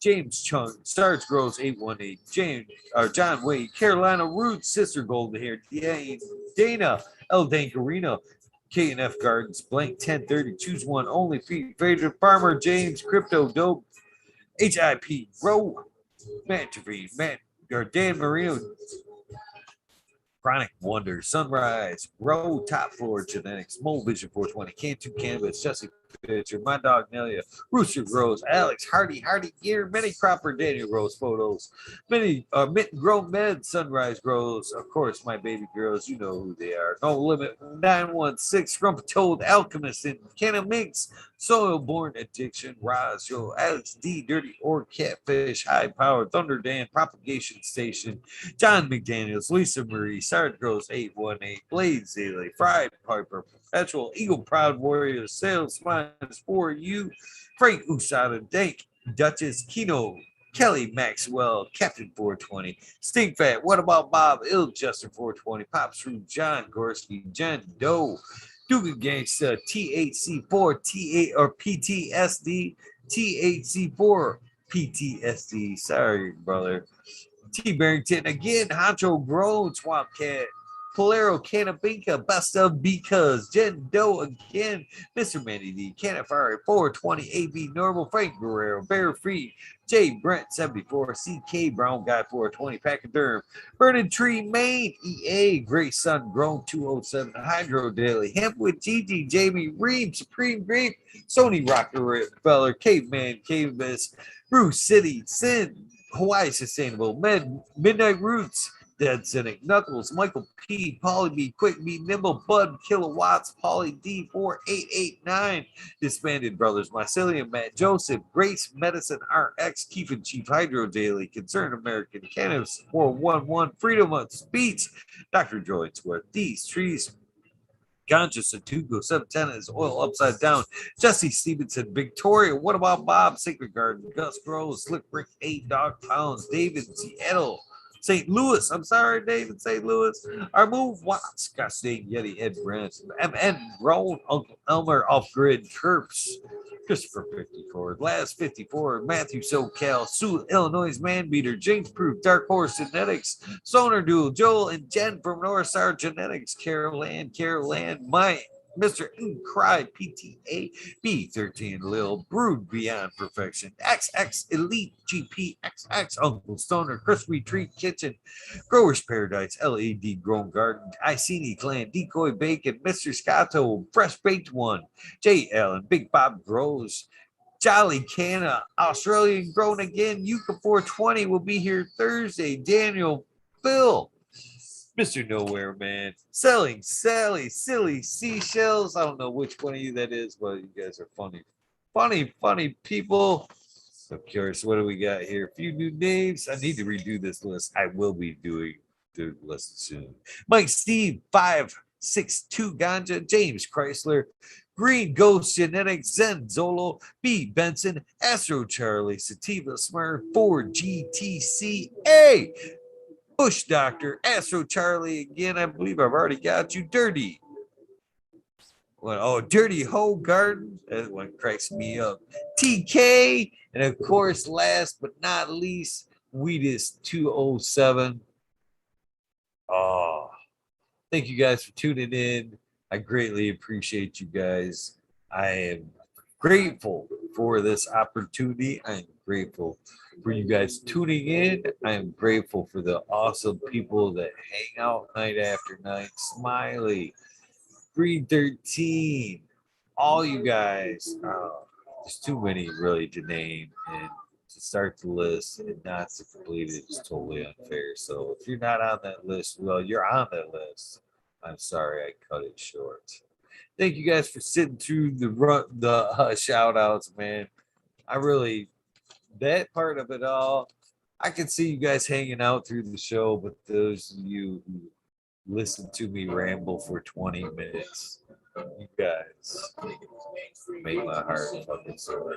You guys are awesome. You guys have a great day. If this is the end of your journey, please get some rest. If this is the beginning of your day, your journey, treat yourself good. Do something nice for somebody. Random acts of kindness do save lives. I'm not afraid to admit that. Everyone needs help sometimes. Door open, a compliment, a phone call, a bud, a session. Sometimes money, time.